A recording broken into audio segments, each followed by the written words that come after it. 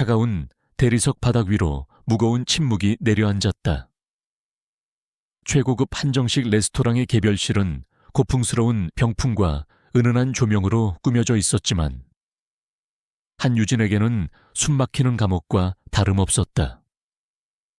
그녀의 맞은편에는 아버지 한상진 회장이 근엄한 표정으로 앉아 있었고 그 옆에는 어머니가 불안한 듯 찻잔만 만지작거리고 있었다. 그리고 유진의 바로 옆자리, 불쾌한 아우라의 근원인 남자, 대한그룹의 부회장 최민혁이 앉아 있었다. 유진 씨, 오늘따라 더 아름다우시군요. 제가 고른 목걸이가 아주 잘 어울립니다. 최민혁이 기름진 목소리로 말하며 유진의 목에 걸린 다이아몬드 목걸이를 가리켰다. 그것은 선물이라는 이름으로 강요된 족쇄였다. 유진은 입꼬리만 살짝 올려 희미한 미소를 지어 보였지만 눈은 조금도 웃고 있지 않았다. 그녀의 시선은 테이블 중앙에 놓인 정갈한 구절판에 화려한 색감을 무심하게 훑고 있었다. 감사합니다. 최 부회장님. 그녀의 목소리는 얼음장처럼 차가웠다. 의도적인 거리감이었지만 최민혁은 그것을 도도한 매력이라 여기는 듯 즐거운 표정을 감추지 않았다. 한 회장이 헛기침을 하며 대화의 주도권을 가져왔다. 최 부회장, 우리 유진이가 낯을 좀 가려서 그렇습니다. 마음은 안 그러니 이해해 주게. 두 사람의 결혼은 우리 제2의와의 건축과 대한그룹 모두에게 큰 힘이 될 걸세. 특히 이번에 우리가 추진하는 아르카디아 프로젝트에 대한그룹의 건설 부문이 참여해 준다면 그야말로 활용점정이겠지. 또다시 사업 이야기였다. 유진의 결혼은 언제나 그녀의 의사와는 상관없이 두 회사의 M&A 서류처럼 취급되었다. 그녀는 대한민국 건축계에서 가장 촉망받는 젊은 건축가 중 한 명이었다. 그녀의 이름 JI는 단순한 이니셜이 아니라 그녀의 디자인 철학이자 자부심이었다. 그러나 아버지에게 그녀는 그저 유용한 거래, 수단일 뿐이었다. 최민혁이 와인잔을 우아하게 들어올리며 말했다. 물론입니다. 회장님, 제 아내가 될 사람의 회사인데 어찌 소홀히 하겠습니까? 유진 씨가 제 곁에서 내조만 잘 해준다면 제2의 건축을 대한민국 최고의 회사로 만들어주는 것쯤은 이 일도 아니죠. 건축 같은 힘든 일은 이제 그만두고 재단 이사장 자리나 미술관 관장 자리 같은 우아한 일을 하는 게 어떻습니까? 그 말은 유진의 마지막 인내심을 끊어버리는 반가쇠였다. 그녀의 손에 들린 젓가락이 멈췄다. 그녀는 천천히 고개를 들어 최민혁을 정면으로 응시했다. 차갑게 가라앉은 그녀의 눈빛에 최민혁의 미소가 순간 굳었다. 초의 부회장님, 제 일은 힘든 일이 아니라 제 삶 자체입니다. 그리고 제 회사는 누군가의 도움 없이 제 힘으로 최고가 될 겁니다. 저는 제 커리어를 재단 이사장 자리와 맞바꿀 생각이 없습니다. 방 안의 공기가 급격히 차가워졌다. 어머니가 유진의 팔을 다급하게 꼬집었지만 그녀는 아랑곳하지 않았다. 한 회장의 얼굴이 노기로 붉게 달아올랐다. 한유진, 지금 무슨 말버릇이냐. 틀린 말 한 것 없지 않습니까? 아버지, 저는 제 인생의 파트너를 찾고 싶은 거지. 제 꿈을 앗아갈 비즈니스 파트너를 구하는 게 아닙니다. 이 결혼, 저는 할 수 없습니다. 선언이었다. 오랫동안 가슴속에 묻어두었던 반항의 외침이었다. 최민혁의 얼굴에서 오만함이 싹 가시고 싸늘한 분노가 서렸다. 그는 유진을 위아래로 훑어보더니 코웃음을 쳤다. 한유진 씨, 지금 자신의 위치를 착각하고 있는 것 같군요. 당신이 가진 그 하찮은 재능과 자존심이 대한그룹이라는 거대한 성 앞에서 얼마나 무력한지 아직 모르는 모양입니다. 좋습니다. 당신의 그 싸움이라는 게 얼마나 대단한지 제가 한번 지켜보도록 하죠. 그는 자리에서 일어나 보란듯이 넥타이를 바로잡았다. 오늘 식사는 즐거웠습니다. 회장님, 그럼 이만 실례하겠습니다. 최민혁이 나가자마자 한 회장의 불호령이 떨어졌다. 저놈이 어떤 놈인데 네가 감히 당장 따라가서 사과하지 못해. 싫습니다. 유진 역시 자리에서 일어났다. 저는 물건이 아닙니다. 아버지, 더 이상은 아버지의 욕심에 제 인생을 희생시키지 않겠습니다. 그 말을 끝으로 유진은 방을 뛰쳐나왔다. 뒤에서 어머니의 우는 소리와 아버지의 고함 소리가 들려왔지만 그녀는 멈추지 않았다.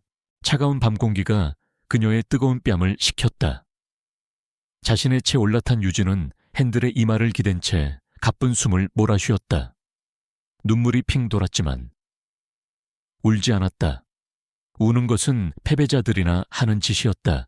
대신 그녀의 머릿속은 복잡한 설계도를 그리듯 빠르게 회전하기 시작했다.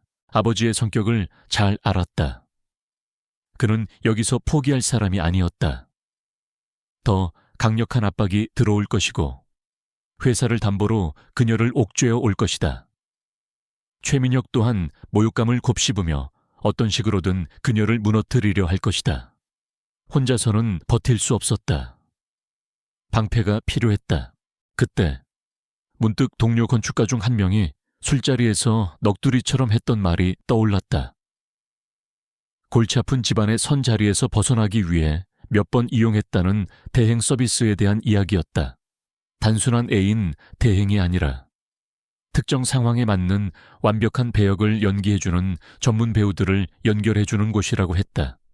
위험한 발상이었지만 지금 유진에게는 다른 선택지가 없었다.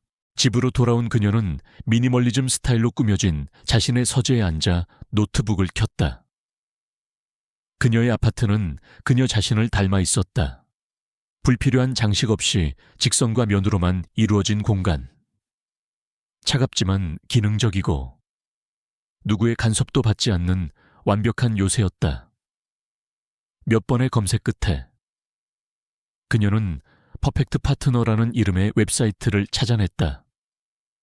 사이트는 매우 은밀하고 고급스럽게 운영되고 있었다. 철저한 신원 보증과 비밀 유지를 최우선으로 한다는 문구가 눈에 띄었다. 유진은 망설이지 않았다. 그녀는 의뢰서를 작성하기 시작했다. 단순한 의뢰가 아니었다.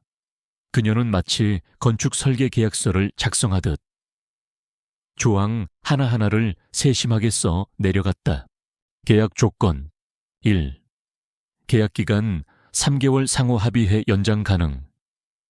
2. 역할 의뢰인 한유진의 오랜 연인.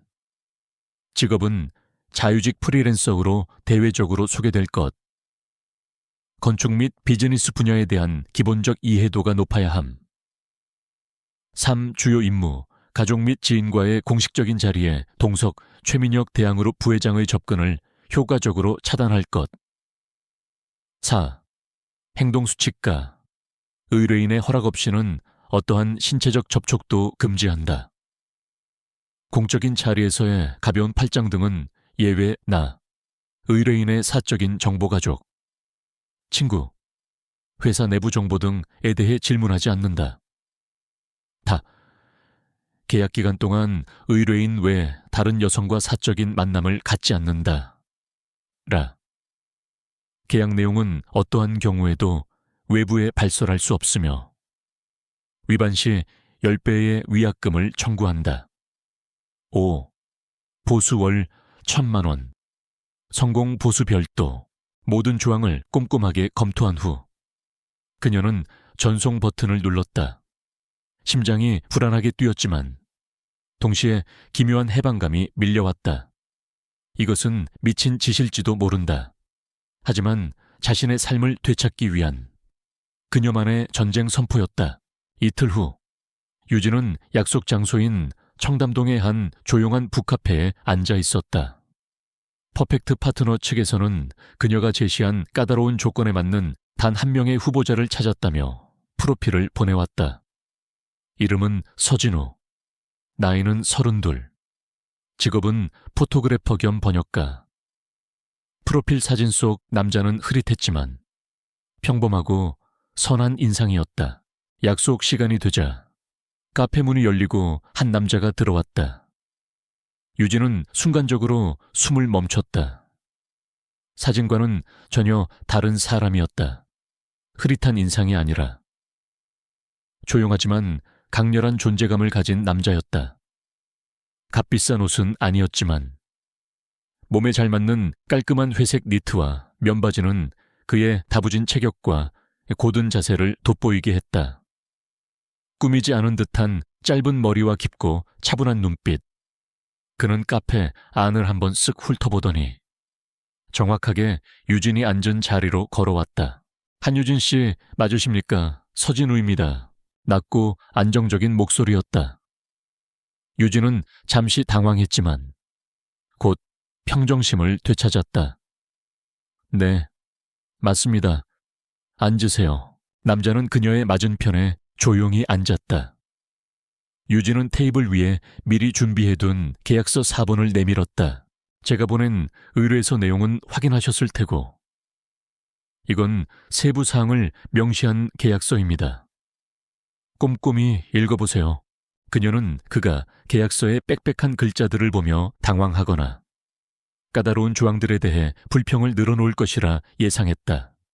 하지만 그는 아무 말 없이 마치 중요한 비즈니스 서류를 검토하는 변호사처럼 진지한 눈빛으로 계약서를 한 장 한 장 넘겼다. 그의 시선은 날카롭고 정확했다. 한참 후 그가 고개를 들었다. 그의 눈빛은 여전히 평온했다. 계약 내용은 모두 이해했습니다. 그런데 한 가지 질문이 있습니다. 뭐죠? 성공 보수에 대한 조건이 구체적이지 않습니다. 어떤 상태가 되면 성공이라고 판단하실 겁니까? 예상치 못한 날카로운 질문이었다. 그는 단순히 돈을 보고 온 사람이 아닌 것 같았다. 유진은 잠시 생각에 잠겼다가 대답했다. 최민혁 부회장과 저희 아버지가 제 결혼을 완전히 포기하게 만드는 것. 그게 성공의 조건입니다. 알겠습니다. 그는 고개를 끄덕였다. 그리고 4조 행동수칙당 비밀 유지 위반 시 10배의 위약금 조항이 있는데 액수가 너무 적습니다. 이건 돈의 문제가 아니지 않습니까? 한유진 씨의 인생이 걸린 문제이니 민영사상 모든 책임을 진다는 문구를 추가하는 게 어떻겠습니까? 그 편이 한유진 씨에게 더 안전할 겁니다. 이번에는 유진이 놀랄 차례였다. 그는 자신의 이익이 아니라 오히려 의뢰인인 그녀의 입장에서 계약서를 보완해주고 있었다. 이 남자는 대체 정체가 뭘까?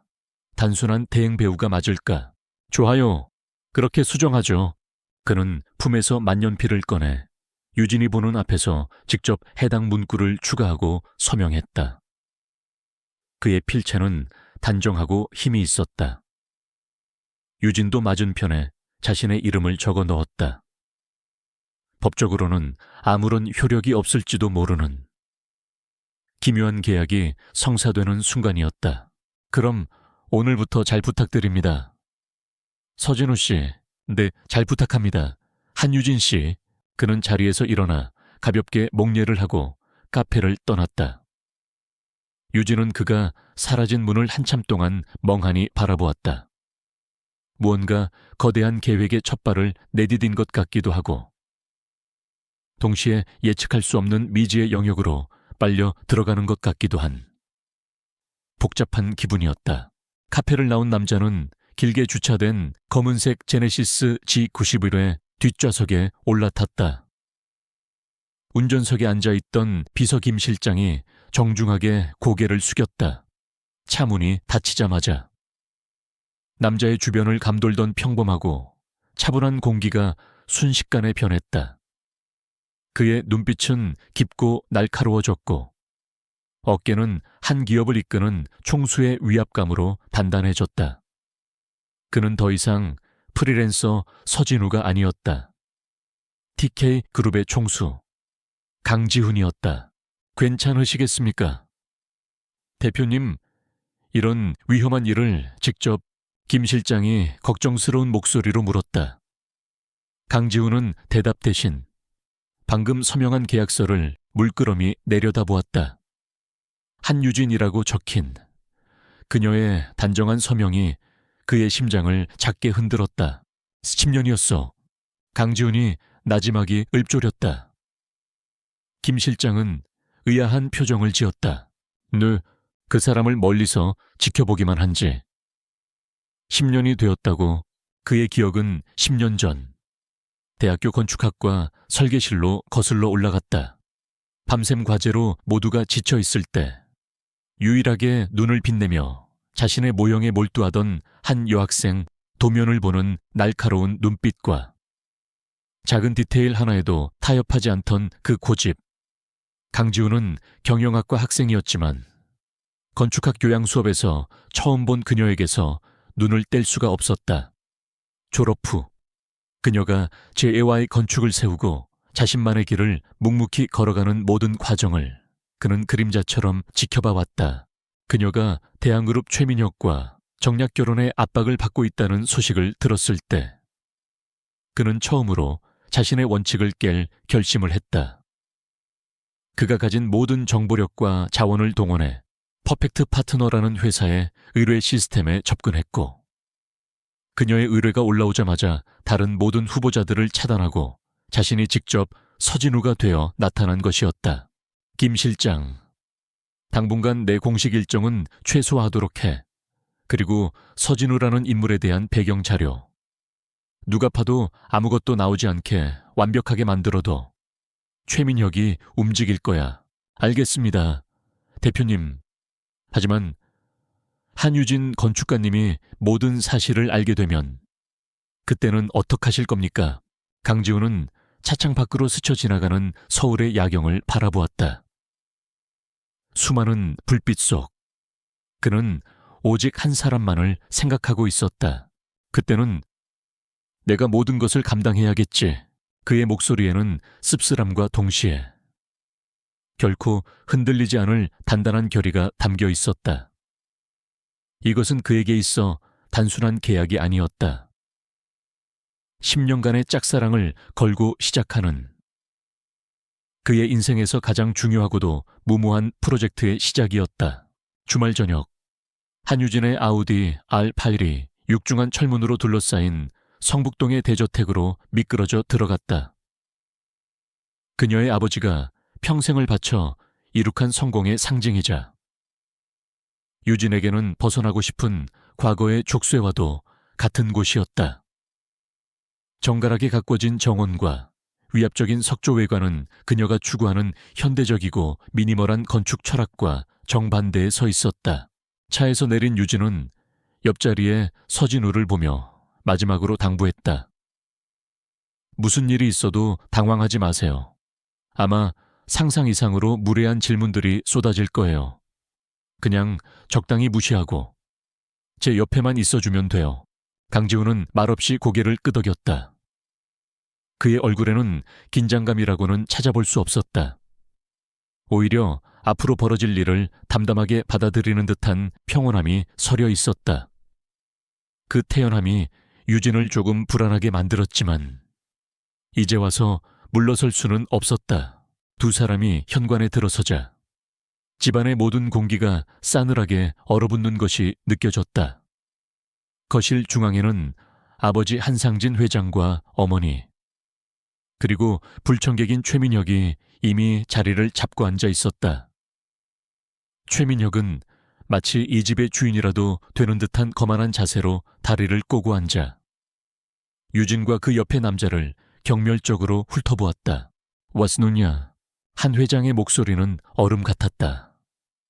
그는 지훈을 머리부터 발끝까지 훑어보며 노골적인 불쾌감을 드러냈다. 내 옆에 있는 그 행색은 뭐냐? 제 남자친구 서진우 씨예요. 인사하세요. 유진이 일부러 더 다정하게 지훈의 팔짱을 끼며 말했다. 지훈이 허리를 숙여 정중하게 인사했다. 처음 뵙겠습니다. 서진우라고 합니다. 한 회장은 인사를 받는 둥마는 둥 하더니 소파를 턱짓으로 가리켰다. 앉아라. 그리고 자네. 무슨 일을 하는 사람인가? 본격적인 취조의 시작이었다. 유진의 어머니는 안절부절 못하며 찻잔만 만지작거렸고 최민혁은 흥미로운 구경거리라도 생긴 듯 입가에 비웃음을 걸었다. 지우는 조금도 위축되지 않고 차분하게 대답했다. 프리랜서로 사진 촬영과 번역 일을 하고 있습니다. 해오. 프리랜서 한 회장이 코웃음을 쳤다. 쉽게 말해 백수라는 거 아닌가. 그런 벌이로 우리 유진이를 책임질 수 있다고 생각하나. 아빠 유진이 발끈했지만 지훈이 그녀의 손을 가볍게 잡아 제지했다. 괜찮다는 무언의 신호였다. 돈이 행복의 유일한 척도라고는 생각하지 않습니다. 회장님. 지훈의 목소리는 조용했지만 힘이 있었다. 저는 제가 사랑하는 일을 하며 유진 씨와 함께 소박하지만 의미 있는 순간들을 만들어 나가는 삶을 꿈꿉니다. 그것이 제가 유진 씨를 책임지는 방식입니다. 너무나 교과서적인 대답이었지만 그의 진중한 눈빛과 흔들림 없는 태도 때문에 누구도 쉽게 반박할 수 없었다. 한 회장은 잠시 할 말을 잃었고 그 틈을 최민혁이 파고들었다. 말은 번지르르하군. 최민혁이 와인잔을 빙빙 돌리며 비아냥거렸다. 서진우 씨랬나 당신이 말하는 그 의미 있는 순간이라는 게 뭔지 참 궁금하군. 유진 씨는 최고급 레스토랑에서 식사하고 유럽의 미술관을 순회하며 영감을 얻는 사람이야. 당신 같은 사람이 감당할 수 있는 수준이 아니지. 그는 탁자 위에 놓인 고급 와인병을 가리켰다. 이 와인이 뭔지는 아나 샤토마고 1982년산. 당신이 1년 내내 벌어도 한 병 살까 말까 한 물건이지. 이런 세계를 이해하지 못하면서 어떻게 유진 씨의 파트너가 되겠다고 나서는 건가. 모욕적인 언사였다. 유진의 얼굴이 굳어졌다. 하지만 지우는 여전히 평온했다. 그는 와인병을 잠시 바라보더니 희미한 미소와 함께 입을 열었다. 좋은 와인이군요. 특히 1982년은 보르도 지방에 완벽한 기후 조건이 찾아왔던 해였죠. 덕분에 포도의 탄닌과 산도가 절묘한 균형을 이루어 지금 마시기에도 전혀 손색이 없는 파워와 복합미를 자랑합니다. 그의 전문적인 설명에 최민혁의 얼굴이 순간 굳었다. 지우는 말을 이었다. 하지만 개인적으로는 이 와인보다 이 와인이 생산된 마고 마을의 포도밭 풍경을 더 좋아합니다. 몇 년 전 사진 프로젝트 때문에 그곳에서 한 달 정도 머문 적이 있습니다. 해질녘 보랏빛으로 물드는 하늘 아래 끝없이 펼쳐진 포도나무들의 모습은 그 어떤 와인의 맛보다도 더 깊은 감동을 줍니다. 진정한 가치는 소유하는 것에 있는 것이 아니라 경험하고 이해하는 것에 있다고 생각합니다. 완벽한 방역이었다. 그는 최민혁의 물질주의를 정면으로 비판하면서도 자신을 한 수 위에 문화적 소양을 가진 사람으로 완벽하게 포장해냈다. 최민혁의 얼굴이 벌겋게 달아올랐다. 그는 화제를 바꾸려는 듯 다급하게 말을 돌렸다. 요즘 TK그룹이 M&A 시장에서 아주 공격적이더군. 얼마 전에는 블루스피어라는 IT 기업을 인수했던데 서진우 씨는 어떻게 생각하나 뭐. 번역일이나 하는 사람이 이런 걸 알 턱이 없으려나. 유진은 속으로 탄식했다. 이건 너무 전문적인 영역이었다. 아무리 서진우 씨가 대단해도 이런 질문까지 방어하기는 어려울 터였다. 그러나 지우는 잠시 생각에 잠기는 듯 하더니 다시 입을 열었다. TK그룹의 강지훈 대표는 상당히 예리한 사업가죠. 블루스피어는 표면적으로는 작은 기업처럼 보이지만 사실 차세대 AI 기반 물류 시스템의 핵심 특허를 보유하고 있습니다. 아마존이나 알리바바 같은 글로벌 기업들이 가장 탐내는 기술이죠. 이번 인수는 단순히 몸집을 불리려는 것이 아니라 TK그룹이 건설업을 넘어 미래의 글로벌 유통망까지 장악하려는 큰 그림의 첫걸음일 겁니다. 번역 일을 하다 보면 다양한 해외 산업 보고서를 접하게 되는데 요즘 월스트리트에서는 이번 인수를 체스판의 첫 수라고 부르더군요. 거실에는 완전한 침묵이 흘렀다. 한 회장조차 놀란 눈으로 지훈을 바라보고 있었다. 최민혁은 마치 한 대 얻어맞은 사람처럼 멍한 표정이었다. 유진은 자신의 옆에 앉은 남자를 믿을 수 없다는 듯이 쳐다보았다. 포토그래퍼 겸 번역가 저 정도의 통찰력과 지식은 평범한 프리랜서의 수준을 아득히 뛰어넘고 있었다. 이 남자는 대체 누구일까? 저녁 식사는 살얼음판 같은 분위기 속에서 끝이 났다. 더 이상 누구도 지훈에게 섣불리 질문을 던지지 못했다. 그는 시종일관 예의 바르면서도 보이지 않는 벽으로 자신을 방어하며 상대방을 압도했다. 저택을 빠져나와 다시 채 올라탔을 때 유진은 비로소 긴장했던 숨을 내쉴 수 있었다. 옆자리에 지훈을 힐끗 쳐다보았다. 그는 아무 일도 없었다는 듯 차창 밖의 풍경을 무심하게 바라보고 있었다. 오늘 고마웠어요. 유진이 어렵게 입을 열었다. 솔직히 그렇게까지 잘 해낼 줄은 몰랐어요. 계약 내용에 포함된 일이었습니다. 지훈이 짧게 대답했다. 그의 목소리에는 감정이 실려 있지 않았다. 그 선 긋는 듯한 태도가 오히려 유진의 호기심을 더 자극했다.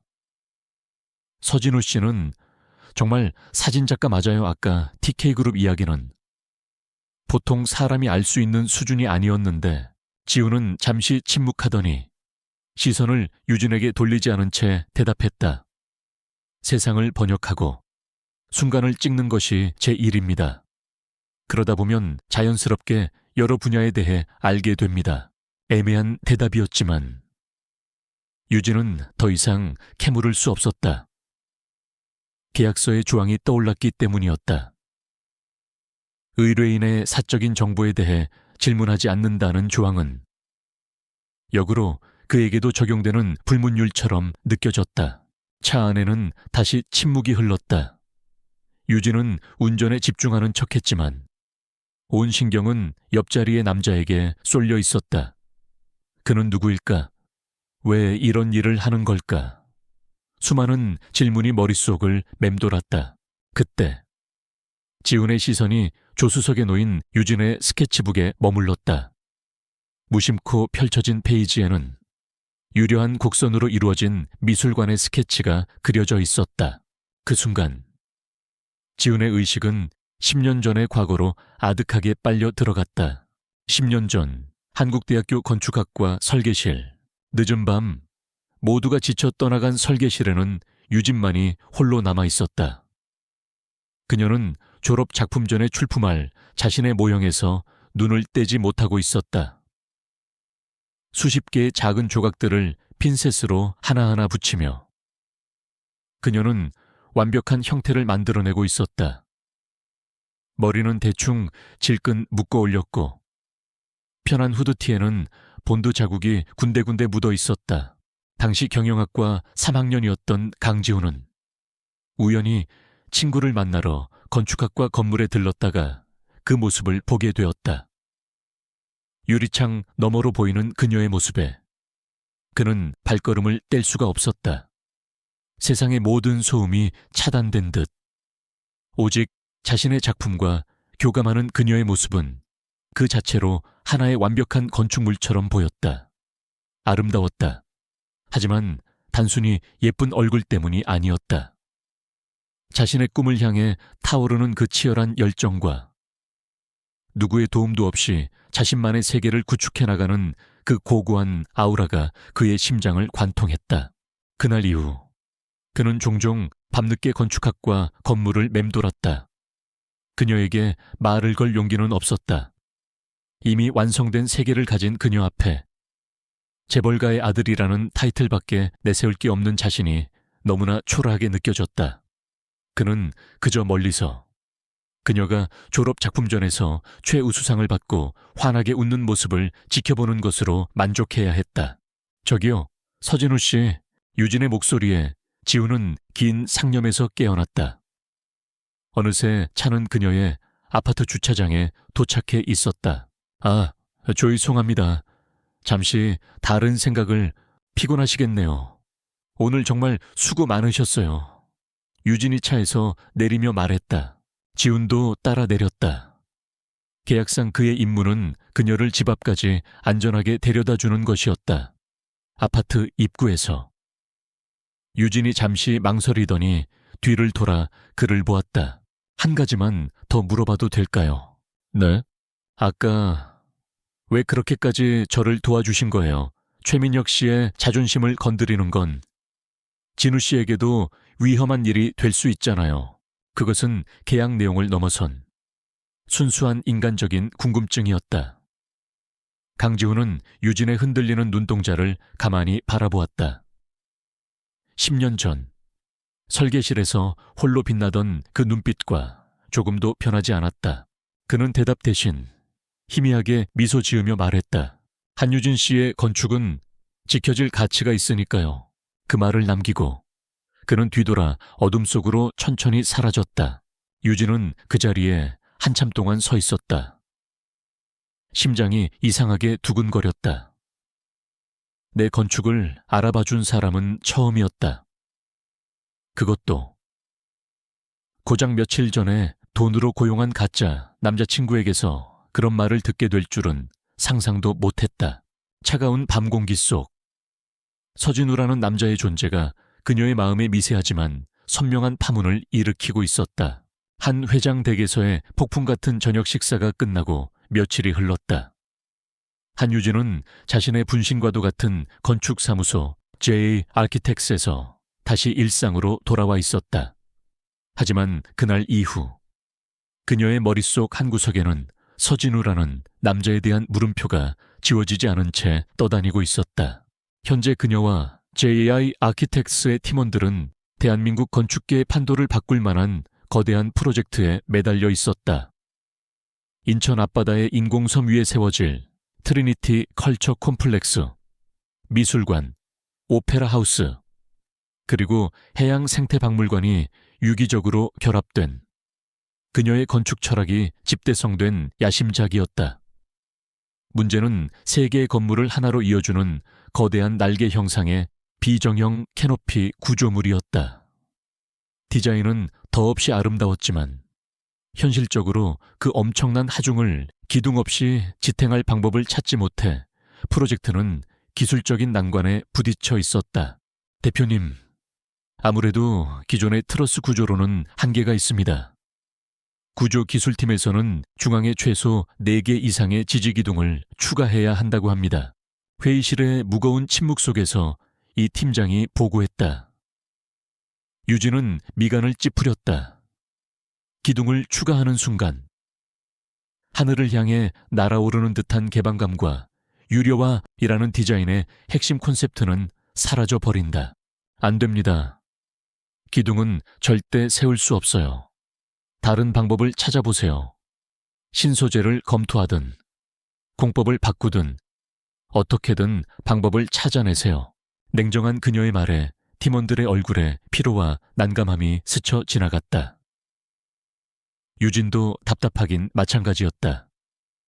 그녀는 며칠 밤낮으로 국내외의 모든 사례와 논문을 뒤졌지만 뾰족한 해답을 찾지 못하고 있었다. 바로 그때 사무실 입구에서 안내 데스크 직원의 당황한 목소리가 들려왔다. 대표님, 손님이 찾아오셨는데요. 회의실 문이 빼꼼히 열리고 익숙한 얼굴이 나타났다. 서진우였다. 그는 편안한 차림으로 한 손에는 샌드위치와 커피가 담긴 종이 가방을 들고 있었다. 점심 식사하셨습니까? 한유진 씨 바쁘실 것 같아서 간단한 요깃거리를 좀 사왔습니다. 그의 예고 없는 등장이었다. 사무실의 모든 직원들이 일제히 하던 일을 멈추고 자신들의 얼음장 같은 대표와 그녀의 남자친구를 신기한 듯 쳐다보았다. 유진은 순간 당황했지만 곧 평정을 되찾았다. 계약 조건상. 가끔씩 이렇게 불시에 찾아와 연인 관계를 주변에 각인시키는 것도 그의 임무 중 하나였다. 고마워요. 마침 잘 됐네요. 유진은 직원들에게 짧게 회의 종료를 선언하고 그를 자신의 사무실로 이끌었다. 그녀의 사무실은 온통 흰색과 회색으로 이루어져 있었고 한쪽 벽면 전체가 유리로 되어 있어 서울의 스카이라인이 한눈에 들어왔다. 방 중앙에는 트리니티 컬처 콤플렉스의 거대한 모형이 놓여 있었다. 지우는 샌드위치를 테이블에 내려놓으며 자연스럽게 건축 모형으로 시선을 돌렸다. 그의 눈빛은 단순한 호기심이 아니었다. 마치 숙련된 외과 의사가 환부를 살피듯 그는 모형의 구조와 형태를 날카롭게 꿰뚫어 보고 있었다. 아름다운 디자인이군요. 그가 나지막이 말했다. 마치 거대한 새가 날개를 펼치고 막 비상하려는 순간 같습니다. 콘셉트는 그렇죠. 하지만 저 날개가 문제입니다. 너무 크고 무거워서요. 유진이 무심코 고민을 털어놓았다. 지우는 모형의 캐노피 부분을 손가락으로 가볍게 쓸었다. 독수리도 하늘을 날기 위해서는 강한 몸통이 날개의 힘을 지탱해 줘야 하죠. 하지만 그 지탱하는 방식이 반드시 중력의 정면으로 맞서 싸우는 것일 필요는 없을 겁니다. 힘을 이기는 가장 좋은 방법은 힘을 분산시키는 거니까요. 그는 캐노피의 중심부가 아니라 미술관과 오페라 하우스를 잇는 가장자리의 연결부를 가리켰다. 이 부분의 하중을 건물의 외벽 전체로 흘려보내는 방법은 어떻습니까? 마치 거미줄처럼요. 인장력을 이용하는 겁니다. 그러면 거대한 기둥 없이도 오히려 더 가볍고 견고한 구조를 만들 수 있을 텐데요. 유진은 그 자리에 얼어붙었다. 텐세그리티 구조, 텐세그리티 스트럭처의 원리. 압축제와 인장제를 동시에 사용하여 최소한의 재료로 최대의 효율을 내는 최첨단 건축 공법이었다. 그녀와 팀원들이 미처 생각지 못했던 혹은 감히 적용할 엄두를 내지 못했던 바로 그 해법이었다. 그걸 어떻게 예전에 스페인의 산티아고 칼라트라바 건축에 대한 다큐멘터리 번역을 한 적이 있습니다. 그때 흥미롭게 봤던 기억이 나서요. 그는 아무것도 아니라는 듯 어깨를 으쓱하며 샌드위치를 그녀에게 내밀었다. 식기 전에 드시죠. 유진은 샌드위치를 받아들었지만 먹을 수가 없었다. 머릿속이 온통 그가 던진 아이디어로 가득 차 있었다. 다큐멘터리를 한 번 본 것만으로 저런 수준의 통찰력을 가질 수 있단 말인가. 사진작가이자 번역가라는 그의 직업이 처음으로 의심스러워지기 시작했다. 그 후로도 지훈의 기행은 계속되었다. 계약에 따라 일주일에 2-3번의 데이트를 해야 했는데 그때마다 그는 유진을 놀라게 했다. 한 번은 중요한 클라이언트의 초대로 현대미술관 개관식에 함께 간 적이 있었다. 유진은 그가 이런 자리를 어색해할 것이라 생각했다. 하지만 그는 조금의 망설임도 없이 마치 제 집처럼 자연스럽게 사람들 사이에 섞여들었다.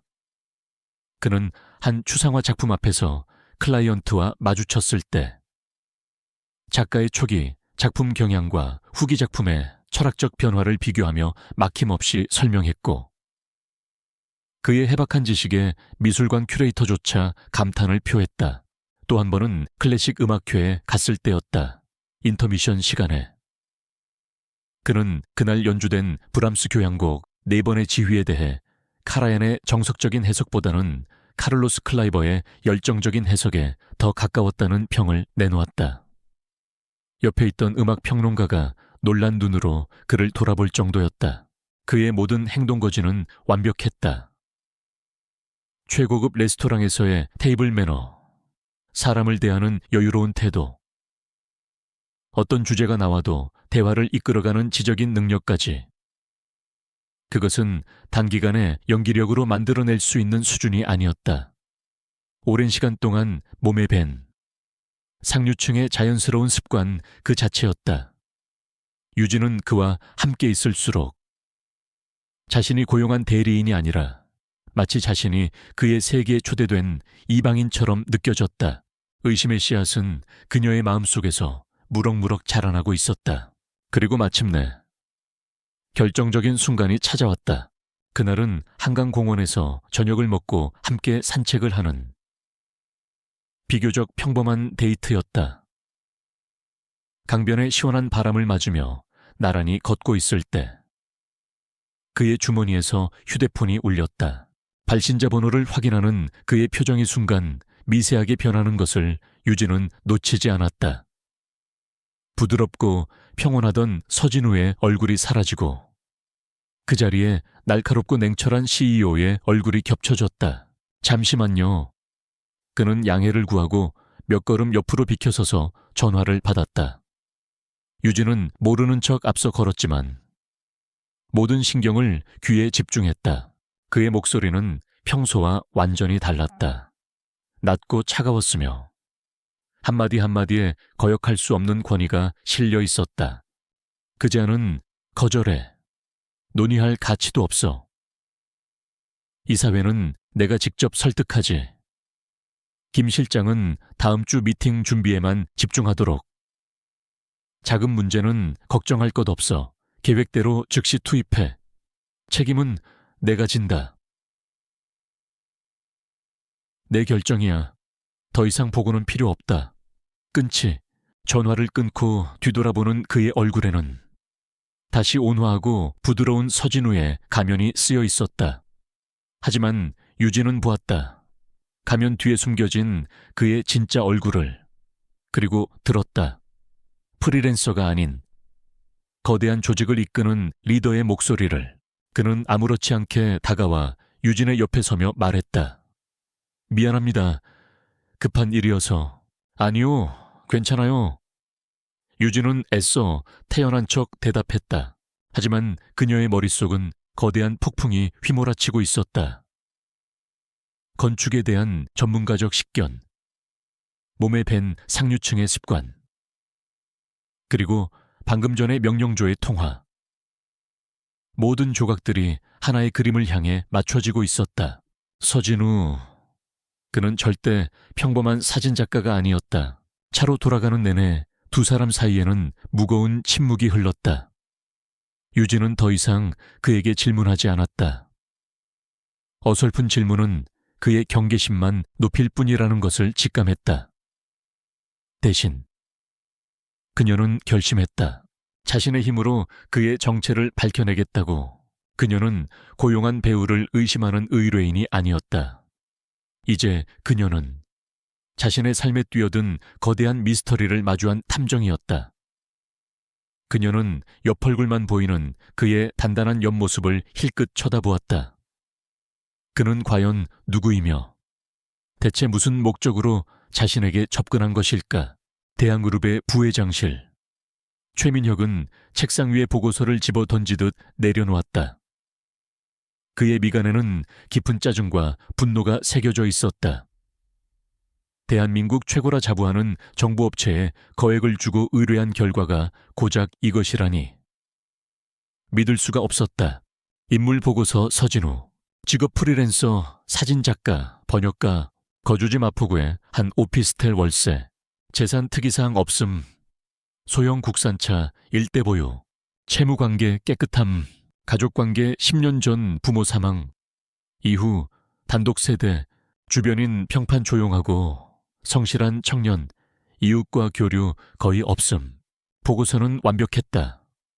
너무나 완벽해서 오히려 비현실적일 정도였다. 한 인간의 삶에 이렇게 먼지 하나 없을 수가 있단 말인가. 과거의 연인도, 금전 문제도, 사소한 다툼의 기록조차 없었다. 마치 누군가 의도적으로 만들어낸 유령의 이력서 같았다. 이게 다입니까? 최민혁이 신경질적으로 물었다. 죄송합니다. 부회장님. 디지털 기록부터 시작해서 뒷골목 정보원까지 전부 동원했지만 이게 전부입니다. 말씀하신 대로. 거의 인위적으로 깨끗한 수준입니다. 누군가 작정하고 신분을 관리하고 있거나 아니면 정말로 이렇게 살아온 사람입니다. 최민혁은 턱을 문질렀다. 후자는 아닐 것이다. 한상진 회장 댁에서 보여주었던 그 남자. 서진우의 눈빛과 태도는 결코 평범한 프리랜서의 것이 아니었다. 그렇다면 답은 하나였다. 그의 뒤에 누군가 있다는 것. 감히 나를 상대로 연극을 해 최민혁의 눈이 분노로 번뜩였다. 서진우라는 유령을 직접 공격하는 것이 어렵다면 방향을 바꾸면 될 일이었다. 그의 목표는 서진우가 아니라 한유진이었다. 그녀가 가장 소중하게 여기는 것. 그녀의 자존심이자 삶 그 자체인 JR 아키텍스를 무너뜨리면 그녀는 제 발로 자신에게 기어들어올 수밖에 없을 것이다. 그의 입가에 잔인한 미소가 걸렸다. 알겠습니다. 이제 그만두세요. 대신 지금부터 JAG 아키텍스의 모든 동향을 보고하세요. 특히 트리니티 컬처 콤플렉스. 입찰건에 대해서는 사소한 것 하나도 놓치지 말고. 복수는 이제부터 시작이었다. 그 후 며칠 동안 JAI 아키텍트스에는 보이지 않는 압박의 그림자가 드리워졌다. 트리니티 컬처 콤플렉스. 프로젝트의 심사위원단은 갑자기 JAY 아키텍트스의 재무 건전성에 대한 추가 자료를 요구해왔다. 중소규모의 설계 사무소가 이 정도 규모의 국책 사업을 감당할 수 있겠냐는 의구심을 노골적으로 드러냈다. 더 큰 문제는 자재 공급 업체들이었다. 유진의 혁신적인 디자인에 필수적인 특수 강화 유리와 티타늄 합금을 공급하기로 했던 해외 업체들이 갑자기 납품 단가를 2배 가까이 올려 부르거나 일방적으로 계약을 파기하겠다고 통보해왔다. 프로젝트의 예산이 걷잡을 수 없이 불어나고 있었다. 이건 명백한 방해 공작입니다. 늦은 밤까지 이어진 대책회의에서 이 팀장이 분통을 터뜨렸다. 모두 대한그룹의 압력이 들어간 겁니다. 이 업계에서 대한의 눈치를 보지 않을 곳이 얼마나 되겠습니까? 유진은 말없이 굳은 얼굴로 모니터만 응시하고 있었다. 그녀도 알고 있었다. 이것은 최민혁의 비열한 보복이었다. 하지만 증거가 없었다. 공식적인 항의도, 법적인 대응도 할 수 없는 철저히 힘의 논리에 의한 공격이었다. 팀원들의 사기는 바닥까지 떨어져 있었다. 일단 오늘은 여기까지 하죠. 다들 퇴근하세요. 유진의 말에 직원들이 하나둘 지친 얼굴로 사무실을 나섰다. 텅 빈 사무실에 홀로 남은 유진은 의자에 깊숙이 몸을 묻었다. 거대한 벽 앞에 선 듯한 무력감이 그녀를 덮쳐왔다. 그녀가 평생을 바쳐 쌓아온 모든 것이 한 남자의 오만함 때문에 송두리째 흔들리고 있었다. 바로 그때 사무실 문이 조용히 열렸다. 역시 여기 계실 줄 알았습니다. 서진우였다. 그의 손에는 따뜻한 죽이 담긴 보온병과 김이 모락모락 나는 텀블러가 들려 있었다. 늦게까지 고생하시는 것 같아서요. 식사는 하셨습니까? 유진은 대답할 기운도 없었다. 입맛이 없네요. 그는 더 묻지 않고 조용히 그녀의 책상 한쪽에 죽과 차를 내려놓았다. 그리고는 마치 원래 자기 자리였던 것처럼 그녀의 옆 의자에 앉아 함께 침묵을 지켰다. 그의 존재는 이상하게도 시끄럽지 않았다. 그저 묵묵히 그녀의 지친 공간을 채워줄 뿐이었다. 한참의 침묵 끝에 그가 먼저 입을 열었다. 그의 시선은 벽에 붙어있는 복잡한 자재 수급 계획표에 닿아 있었다. 독일의 바우하우스 테크라는 회사를 아십니까? 처음 듣는 이름이네요. 얼마 전 독일의 건축 전문 잡지를 번역하다가 본 곳입니다. 신소재를 개발하는 작은 강소기업인데 기존 티타늄 합금보다 강도는 높으면서도 무게와 생산 단가는 30% 이상 절감한 신기술을 개발했다고 하더군요. 아직 아시아 시장에는 잘 알려지지 않아서 아마 공격적인 가격으로 시장 진출을 노리고 있을 겁니다. 유진은 무심코 고개를 들었다. 지우는 계속해서 말했다. 기사에 아시아 시장 진출 컨설턴트 이름도 나와 있었는데 이름이 특이해서 기억합니다. 마이클 정, 한국계 독일인이었죠. 혹시 모르니 한번 연락해보는 것도 나쁘지 않을 겁니다. 믿져야 본전이니까요. 그의 말은 너무나 자연스러웠다. 마치 잡지에서 본 흥미로운 기사 내용을 연인에게 들려주는 것처럼. 하지만 그 내용의 타이밍과 정확성은 소름이 끼칠 정도였다. 지금 그녀가 겪고 있는 문제의 핵심을 정확히 꿰뚫는 완벽한 해법이었다. 유진은 의심스러운 눈초리로 그를 바라보았다. 그 잡지가 지금 어디 있죠? 아, 얼마 전에 폐지 정리하면서 버린 것 같습니다. 중요한 내용도 아니어서요. 그는 너무나 태연하게 거짓말을 했다. 유진은 더 이상 아무 말도 하지 않았다. 그녀의 머릿속에서 경고등이 맹렬하게 울리고 있었다. 우연이라고 하기에는 너무나 완벽한 조각이었다. 이 남자는 JI 아키텍스의 내부 상황을 손바닥 들여다보듯 꿰뚫고 있었다. 그가 돌아간 후 유진은 밤새 잠을 이루지 못했다. 그의 정체에 대한 의심과 그가 던져준 정보에 대한 유혹 사이에서 갈등했다. 그는 대체 누구일까? 경쟁사가 심어놓은 스파이일까?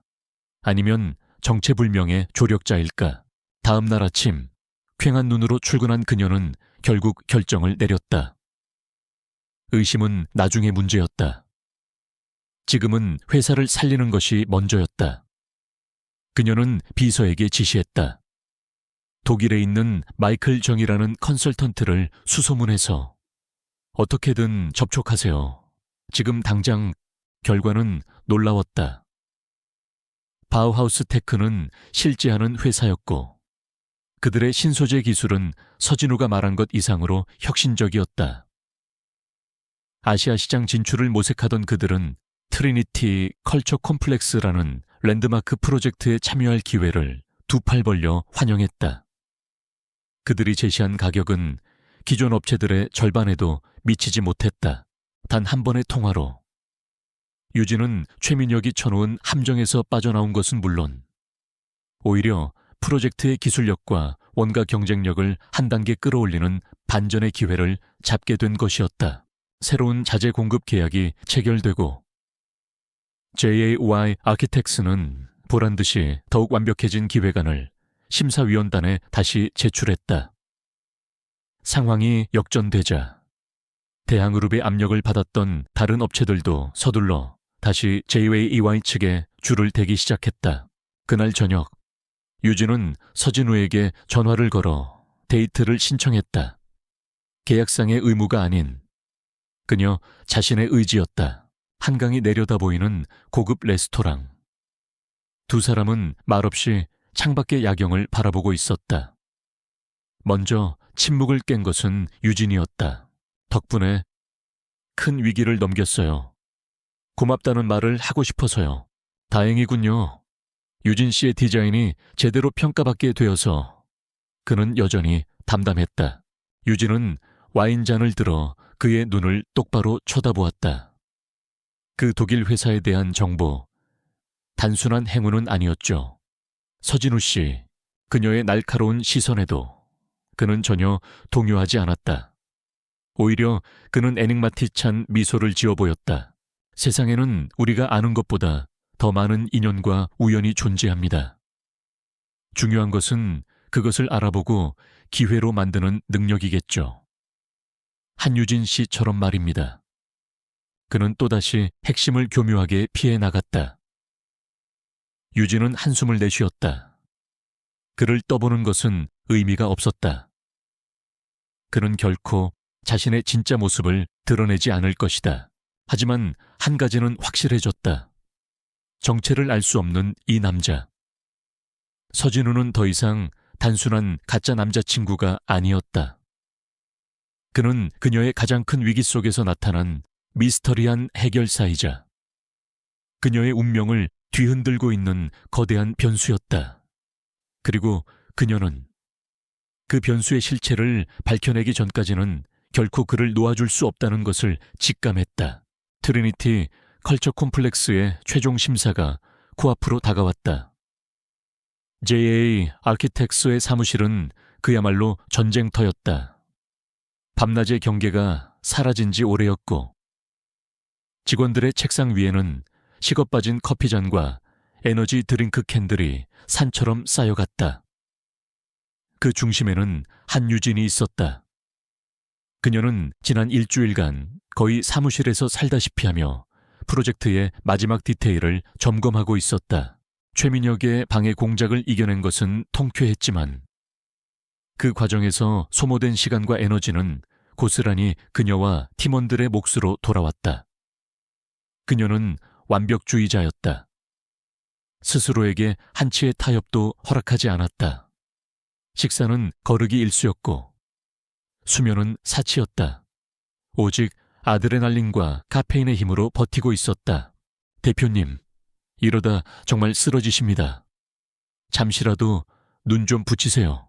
이 팀장이 걱정스러운 얼굴로 말했지만 유진은 들은 채도 하지 않고 모형의 조명 각도를 조절하며 날카롭게 지시했다. 비구역 조명, 3도만 더 낮춰요. 빛이 외벽에 부딪혔을 때 은하수가 쏟아지는 느낌이 나야 해요. 미세한 차이가 명품을 만드는 겁니다. 그녀의 눈은 열정으로 이글거리고 있었지만 그 이면에는 짙은 피로의 그림자가 드리워져 있었다. 마침내 마지막 프리젠테이션 자료 검토까지 끝났을 때 시계는 새벽 3시를 가리키고 있었다. 직원들은 모두 녹초가 되어 퇴근했고 거대한 사무실에는 유진만이 홀로 남았다. 그녀는 의자에 몸을 기대며 길게 숨을 내쉬었다. 긴장이 한꺼번에 풀리면서 그동안 애써 무시했던 몸의 신호들이 한꺼번에 밀려왔다. 머리가 깨질 듯이 아팠고 온몸이 불덩이 같았다. 눈앞이 빙글빙글 돌았다. 조금만 쉬어야겠다.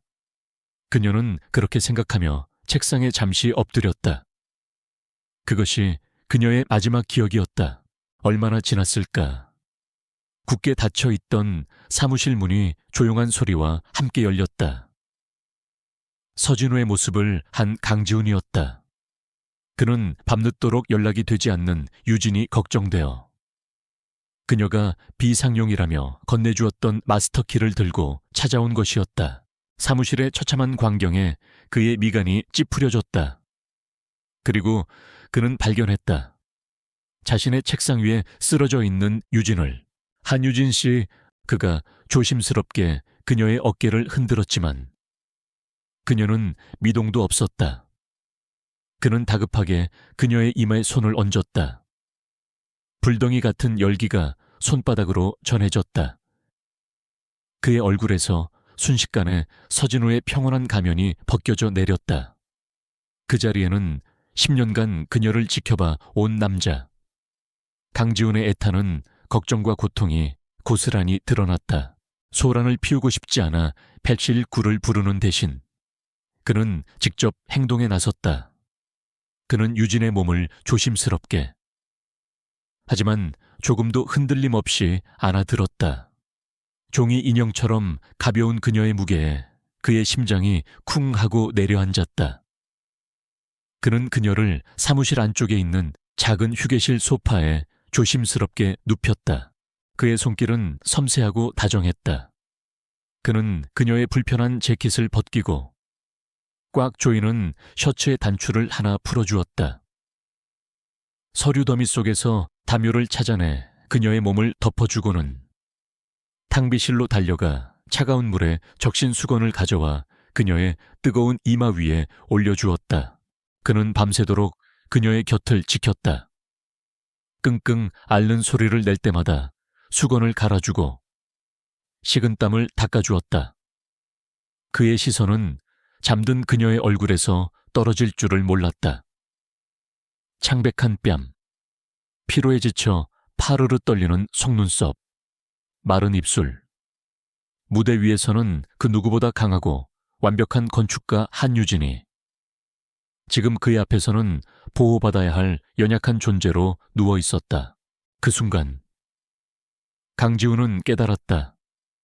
자신이 원했던 것은 그저 그녀의 곁에 있는 것이 아니었다. 그는 그녀를 지켜주고 싶었다. 그녀의 세계를 무너뜨리는 모든 것들로부터, 심지어 그녀 자신으로부터도. 이 지독한 거짓 연극을 끝내고 TK그룹의 대표 강지훈으로서 그녀의 진짜 방패가 되어주고 싶다는 욕망이 목구멍까지 차올랐다. 하지만 그는 그럴 수 없었다. 그의 진실은 그녀에게 가장 큰 상처가 될 칼날이었기 때문이다. 다음 날 아침, 유진은 희미한 햇살에 눈을 떴다. 머리는 여전히 무거웠지만 지독했던 열은 한풀 꺾여 있었다. 몸을 일으키자 자신의 몸에 덮여있는 담요가 스르륵 흘러내렸다. 여긴 휴게실 소파였다. 그녀는 어젯밤의 일을 기억해내려 애썼다. 분명 책상에 엎드렸는데 고개를 돌리자 옆 테이블에 놓인 것들이 눈에 들어왔다. 물수건이 담긴 그릇, 청개, 그리고 김이 모락모락 나는 흰죽 한 그릇, 그리고 죽그릇 밑에 놓인 작은 메모지. 무리하지 마세요. 세상 어떤 건축물도 당신의 건강보다 중요하지는 않습니다. 서진우, 꾸밈없는 단정한 필체였다. 유진은 그 메모지를 한참 동안 멍하니 바라보았다. 아버지도, 어머니도, 그 누구도 그녀에게 이런 말을 해준 적이 없었다. JAO의 대표 한유진에게는 언제나 결과와 책임만이 따를 뿐이었다. 아프다는 것은 나약함의 증거였고, 쉬는 것은 도태를 의미했다. 그런데 계약으로 맺어진 정체조차 불분명한 이 남자가 그녀의 건축물보다 그녀의 건강이 더 중요하다고 말하고 있었다. 그녀도 모르게 눈시울이 뜨거워졌다. 심장의 가장 깊고 단단했던 부분이 그 따뜻한 문장 하나에 속수무책으로 녹아내리는 기분이었다. 그녀가 그토록 견고하게 쌓아 올렸던 계약이라는 벽. 이성과 논리의 방어선이 속절없이 무너져 내리고 있었다. 얼마 후 지훈이 조심스럽게 휴게실로 들어왔다. 그의 손에는 약봉지가 들려 있었다. 깨어있는 유진을 발견한 그는 안도의 한숨을 내쉬었다.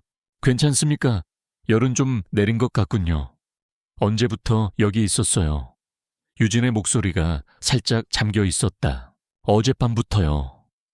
그는 대수롭지 않게 대답하며 죽 그릇을 그녀 앞으로 밀어주었다. 빈속일 테니 이거라도 좀 먹고 약 드세요.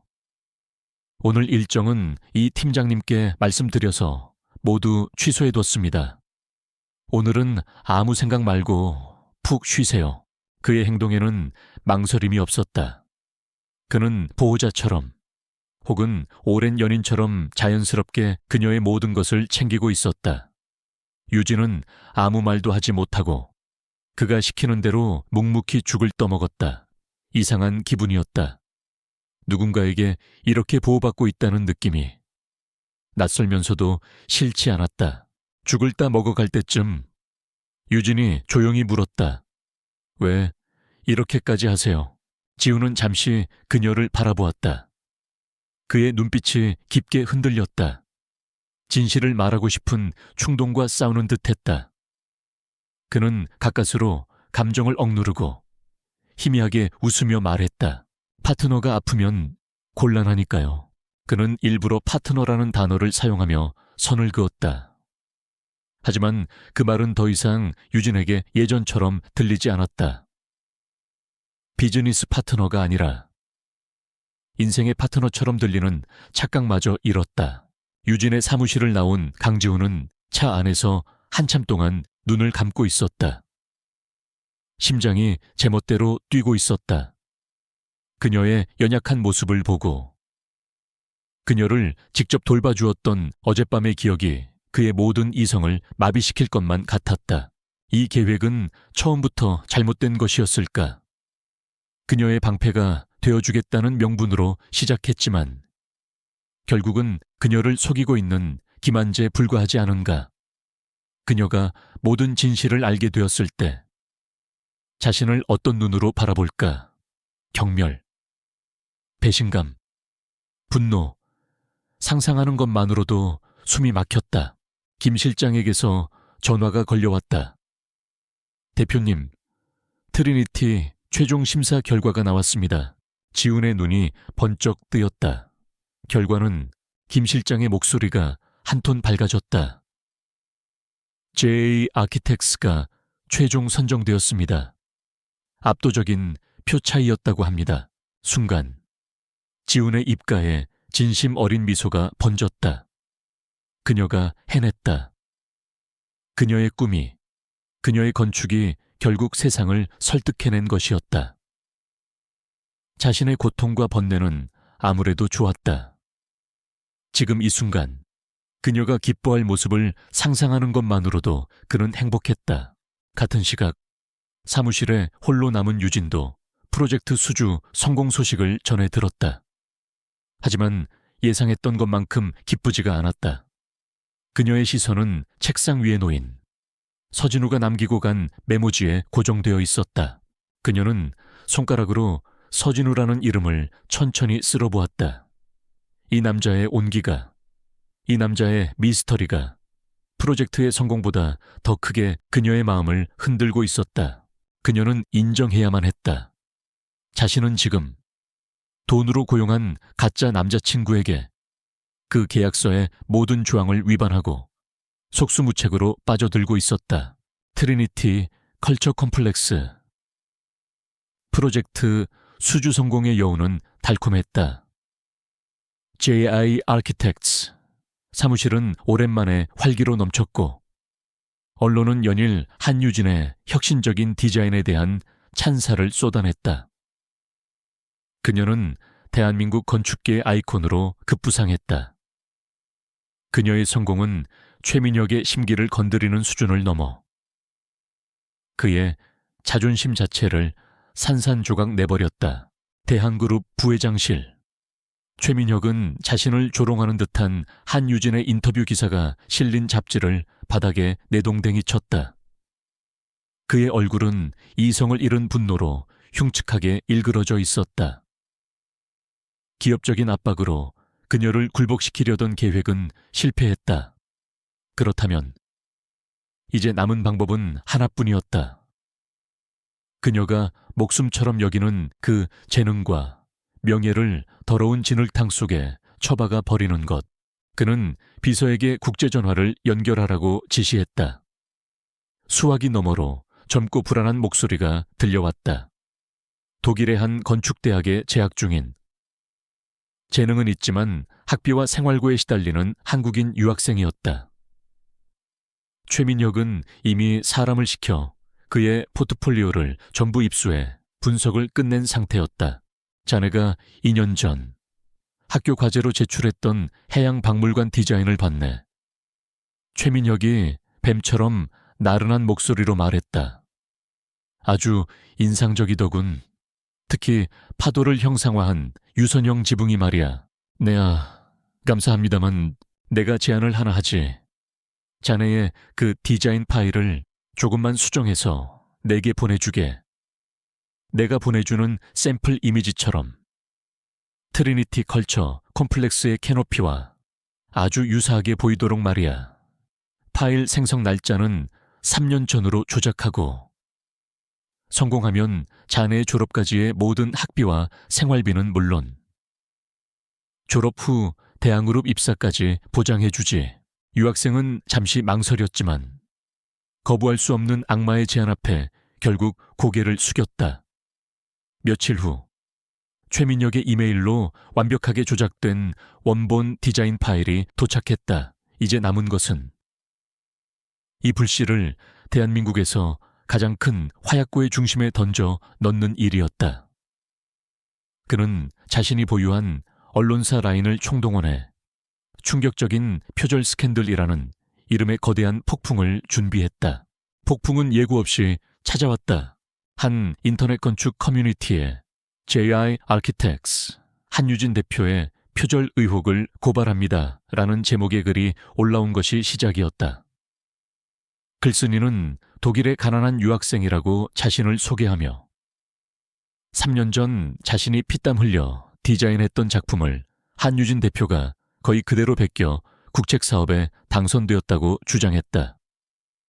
증거라며 올라온 디자인 렌더링 이미지와 날짜가 조작된 원본 파일은 트리니티 컬처 콤플렉스의 핵심 디자인과 소름 끼치도록 닮아 있었다. 게시글은 순식간에 모든 포털 사이트와 SNS로 퍼져나갔다. 언론들은 기다렸다는 듯이 천재 건축가의 두 얼굴, 도둑 맞은 꿈, 대한민국을 속인 희대의 표절극 같은 자극적인 제목의 기사들을 쏟아내기 시작했다.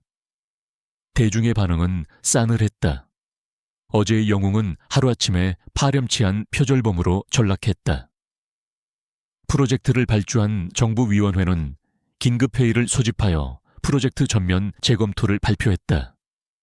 한유진이 평생을 바쳐 쌓아 올린 모든 것이 단 하루 만에 잿더미가 될 위기에 처했다. 같은 시각 강지훈은 김포공항의 개인 경납고에서 자신의 전용기에 오르려던 참이었다. 싱가포르에서 진행 중인 TK그룹의 초대형 리조트 사업에 예상치 못한 문제가 터져 그가 직접 해결해야만 하는 긴급 상황이 발생한 것이었다.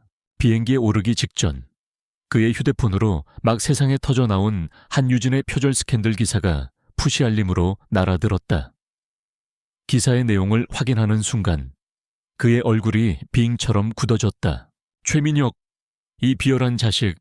그는 즉시 유진에게 전화를 걸었다.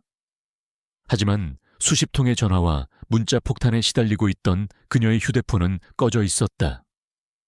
비행기는 이륙을 재촉하고 있었다. 그는 초조하게 음성 메시지를 남겼다. 한유진 씨, 나 서진우예요. 방금 뉴스 봤습니다. 전부 조작된 겁니다. 절대 흔들리지 마세요. 제가 아주 급한 일 때문에 지금 막 해외로 떠나야 합니다. 최대한 빨리 돌아가겠습니다. 그때까지 제발 무너지지 말고 버텨줘요. 진심이 담긴 목소리였지만 그가 처한 상황은 최악의 오해를 불러일으키기에 충분했다.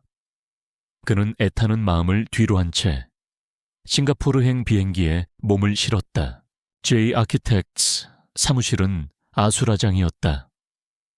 입구는 특종을 잡으려는 기자들로 인산인해를 이루었고 안에서는 직원들이 빗발치는 항의 전화에 대응하느라 비명을 지르고 있었다.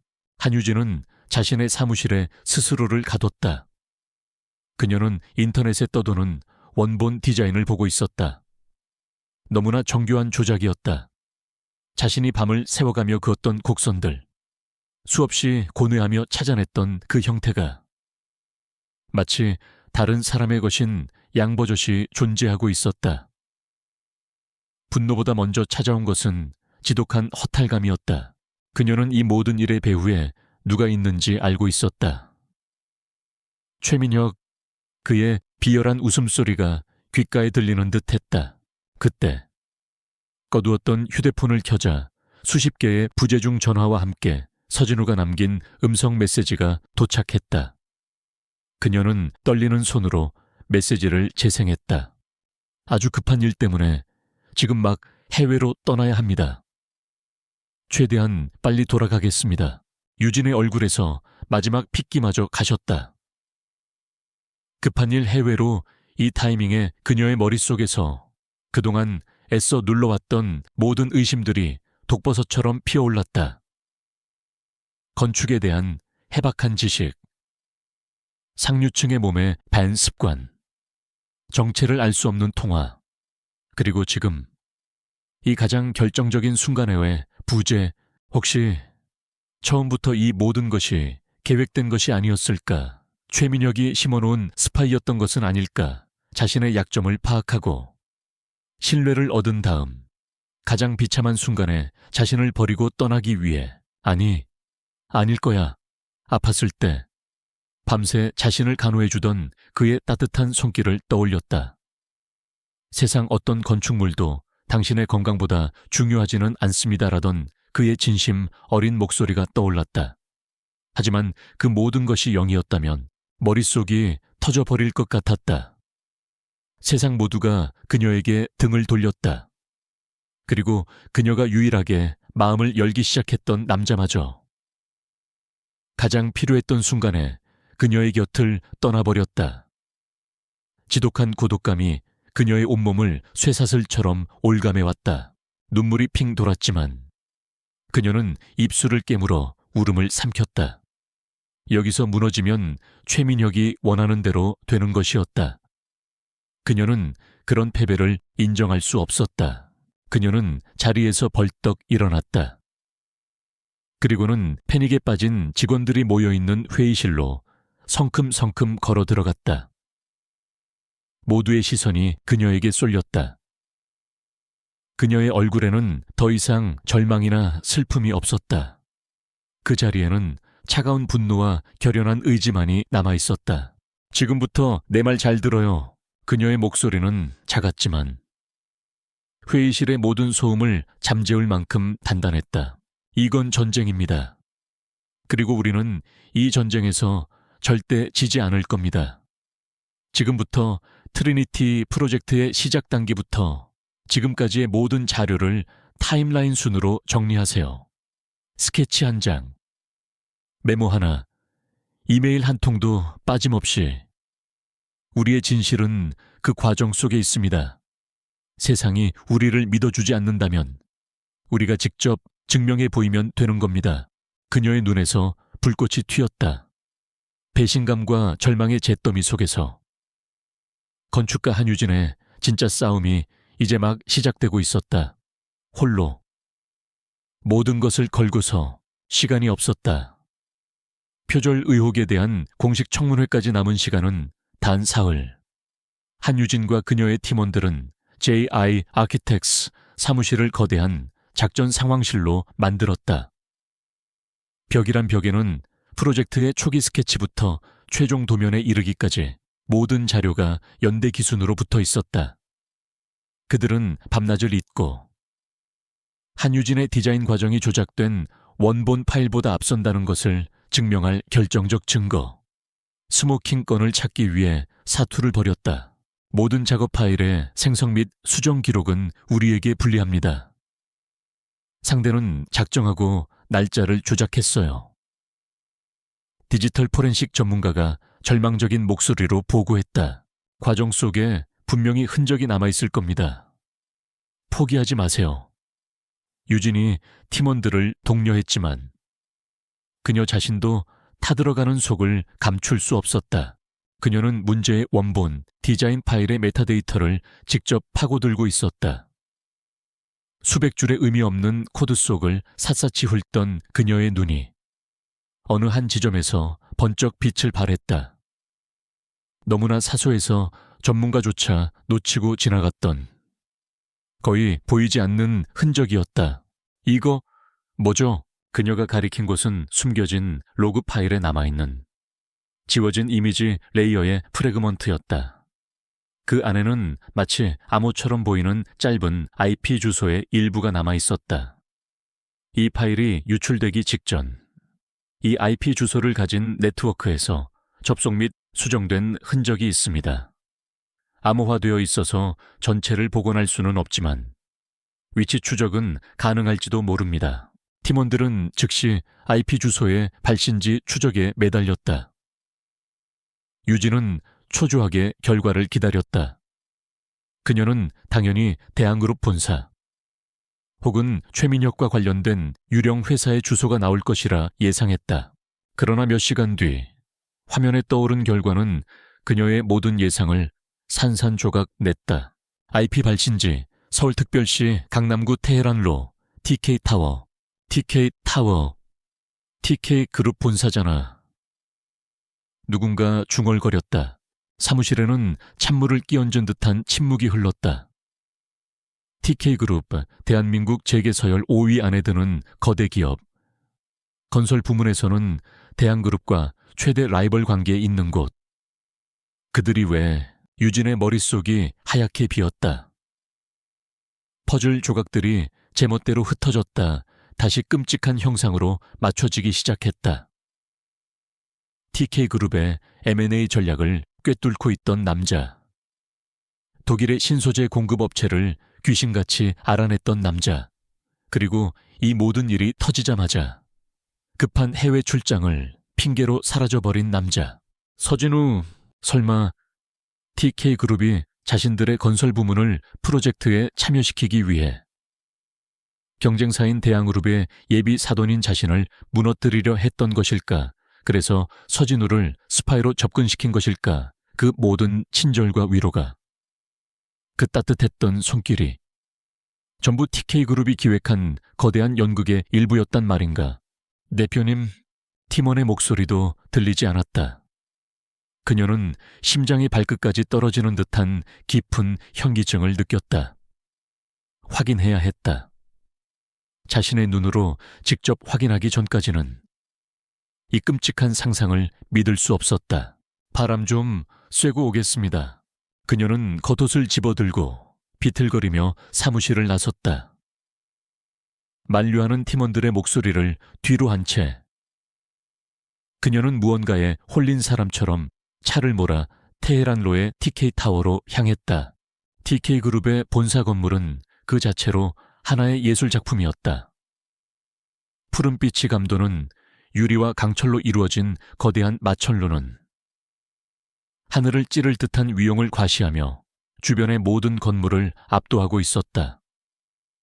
강지훈이라는 남자의 성격처럼 차갑고 강하며 한치의 오차도 허용하지 않을 것 같은 완벽한 모습이었다. 유진은 로비 안으로 들어섰다. 높은 천장과 광택나는 대리석 바닥, 분주하게 오가는 엘리트 사원들. 모든 것이 그녀를 이방인으로 만들었다. 그녀는 무엇을 해야 할지, 누구를 찾아야 할지 몰랐다. 그저 로비 한가운데에 서서 이 거대한 미스터리의 심장부에서 무언가 단서가 나타나기만을 막연히 기다릴 뿐이었다. 바로 그때였다. 로비의 한쪽 구석이 갑자기 소란스러워지기 시작했다. 검은 정장 차림의 임원들이 어디선가 나타나 일사불란하게 줄을 맞춰 섰다. 로비의 모든 직원들이 하던 일을 멈추고 그쪽을 향해 고개를 숙였다. 공기 중에 팽팽한 긴장감과 경외감이 감돌았다. 띵하는 소리와 함께 오직 최고위층만 이용한다는 전용 엘리베이터의 문이 소리 없이 열렸다. 그리고 한 남자가 걸어 나왔다. 그의 몸에 완벽하게 맞는 최고급 다크 네이비 슈트는 그의 다부진 어깨와 압도적인 존재감을 더욱 돋보이게 했다. 그의 표정은 냉철했고 시선은 정면을 향해 있었으며 걸음걸이에는 한 기업의 운명을 짊어진 자의 무게감과 자신감이 넘쳤다. 그의 뒤를 그림자처럼 따르는 김 실장이 서류를 건네자 그는 짧게 고개를 끄덕일 뿐이었다. 그를 향해 도열해 있던 모든 임원들이 90도로 허리를 숙였다. 그들의 목소리가 웅장한 로비 전체를 울렸다. 회장님, 오셨습니까? 그 순간 유진의 세상이 멈췄다. 시간이 느리게 흐르는 것 같았다. 그녀의 눈에 비친 것은 TK그룹의 총수, 강지훈 회장이었다. 하지만 그녀의 뇌가 인식하는 것은 프리랜서 사진작가 서진우였다. 부드러운 니트 대신 몸에 감긴 비싼 슈트, 다정한 미소 대신 얼굴에 서린 냉철한 카리스마. 하지만 그 얼굴은 그녀가 밤새 간호받으며 보았던, 그녀에게 죽을 끓여주었던 바로 그 남자의 얼굴이었다. 모든 것이 설명되었다. 그의 해박했던 지식, 몸에 밴 품위, 권위적인 통화. 바우하우스 테크는 TK그룹의 자회사였을 것이다. 이 건물에서 나온 IP 주소는 그의 소행이었을 것이다. 그 모든 것이 거대한 기만이었다. 그때 수많은 인파 속에서 무언가를 느낀 듯 강지훈의 시선이 정확하게 그녀를 향해 날아와 꽂혔다. 그의 눈이 경악으로 크게 뜨였다. 냉철하던 CEO의 가면이 산산조각 나고 그 안에 숨겨져 있던 남자. 강지훈의 당황과 절망이 고스란히 드러났다. 그는 자신도 모르게 그녀를 향해 한 걸음 내디디려 했다. 하지만 유진의 눈에는 그의 당황이 보이지 않았다. 그녀는 오직 이 모든 것이 사실이라는 잔인한 확인만을 보았을 뿐이었다. 그녀를 아프게 했던 것은 표절 누명이 아니었다. 세상의 손가락질도 아니었다. 그녀를 진정으로 무너뜨린 것은 그녀가 처음으로 마음을 열었던 사람에게 철저히 농락당했다는 배신감이었다. 따뜻한 위로라고 믿었던 모든 순간들이 이제는 역겨운 연극의 한 장면처럼 느껴졌다. 그녀는 소리치거나 울지 않았다. 대신 그녀의 얼굴에서 모든 표정이 사라졌다. 그녀는 그를 향해 경멸과 냉소가 뒤섞인 얼음장 같은 시선을 보냈다. 그리고는 아주 작게 고개를 가로저었다. 네가 감히 라는 무언의 메시지였다. 유진은 그대로 몸을 돌렸다. 한치의 망설임도 없이 뻣뻣하게 굳은 걸음으로 TK타워를 걸어나갔다. 그 뒷모습은 패배자의 것이 아니었다. 심장이 얼음으로 변해버린 사람의 것이었다. 강지훈은 로비 한가운데에 얼어붙은 채 그녀가 인파 속으로 사라지는 것을 망연자실하게 바라볼 수밖에 없었다. 그의 귓가에서 임원들의 보고가 웅웅거렸지만 아무것도 들리지 않았다. 싱가포르에서의 전쟁에서 승리하고 돌아왔지만 그는 방금 자신의 세상 전부를 잃어버렸다. 강지훈은 모든 것을 내던지고 TK타워를 뛰쳐나왔다. 임원들의 당황한 외침도 비서의 다급한 목소리도 그의 귓가에 닿지 않았다. 그의 온 신경은 오직 한 사람. 방금 전 얼음 같은 표정으로 사라져버린 한유진에게 쏠려 있었다. 그는 지하 주차장으로 향하는 계단을 두 칸씩 성큼성큼 뛰어 내려갔다. 차가운 콘크리트와 자동차 배기가스가 뒤섞인 삭막한 공간. 마침내 그는 자신의 채 막 올라타려던 유진의 뒷모습을 발견했다. 한유진 씨, 그것은 더 이상 서진우의 부드러운 목소리가 아니었다. 절박함과 고통이 뒤섞인 강지훈의 목소리 그 자체였다. 그는 달려가 그녀가 차문을 닫지 못하도록 손으로 막았다. 그리고는 그녀의 팔을 붙잡았다. 유진은 마치 불에 댄 듯 그의 손을 뿌리쳤다. 그녀의 몸짓에는 한치의 망설임도 없는 혐오감이 담겨 있었다. 그녀가 천천히 고개를 돌려 그를 보았다. 그녀의 눈은 텅 비어 있었고 목소리는 지하 주차장의 공기보다도 더 차가웠다. 내 이름 부르지 마. 역겨우니까. 그녀는 그의 손과 자신의 팔이 닿았던 곳을 경멸적으로 털어냈다. 그리고 그 손 치워요. 강지훈 회장님. TK그룹의 총수께서 어찌 감히 저 같은 평민의 몸에 손을 대십니까? 비꼬는 듯한 회장님이라는 호칭이 비수처럼 그의 심장에 박혔다. 그의 완벽했던 CEO로서의 평정심은 산산조각 났다. 지금 그의 앞에는 절망에 빠진 한 남자만이 서 있을 뿐이었다. 제발 내 말 좀 들어줘요. 설명하게 해줘. 설명. 그녀가 코웃음을 쳤다. 무슨 설명을요, 대한민국 최고의 기업 회장님께서. 심심풀이로 가난한 프리랜서 행세를 하며 여자를 농락한 이야기를 들려주시려고요. 아니면 이 모든 게 당신의 거대한 사업 계획의 일부였다는 변명이라도 하시게요. 아니야, 그런 게 아니야. 그는 절박하게 외쳤다.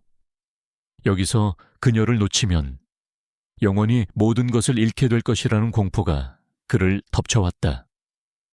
그는 모든 것을 걸고 진실을 고백하기로 결심했다. 10년 전이었어. 그의 목소리가 가늘게 떨렸다. 대학교 건축학과 설계실에서 처음 당신을 봤어. 밤늦도록 홀로 남아. 세상에서 가장 진지한 얼굴로 모형을 만들던 당신 모습에 첫눈에 반했어. 유진의 표정은 변하지 않았지만 그녀의 눈동자가 아주 미세하게 흔들렸다. 그 후로 계속 멀리서 당신을 지켜보기만 했어.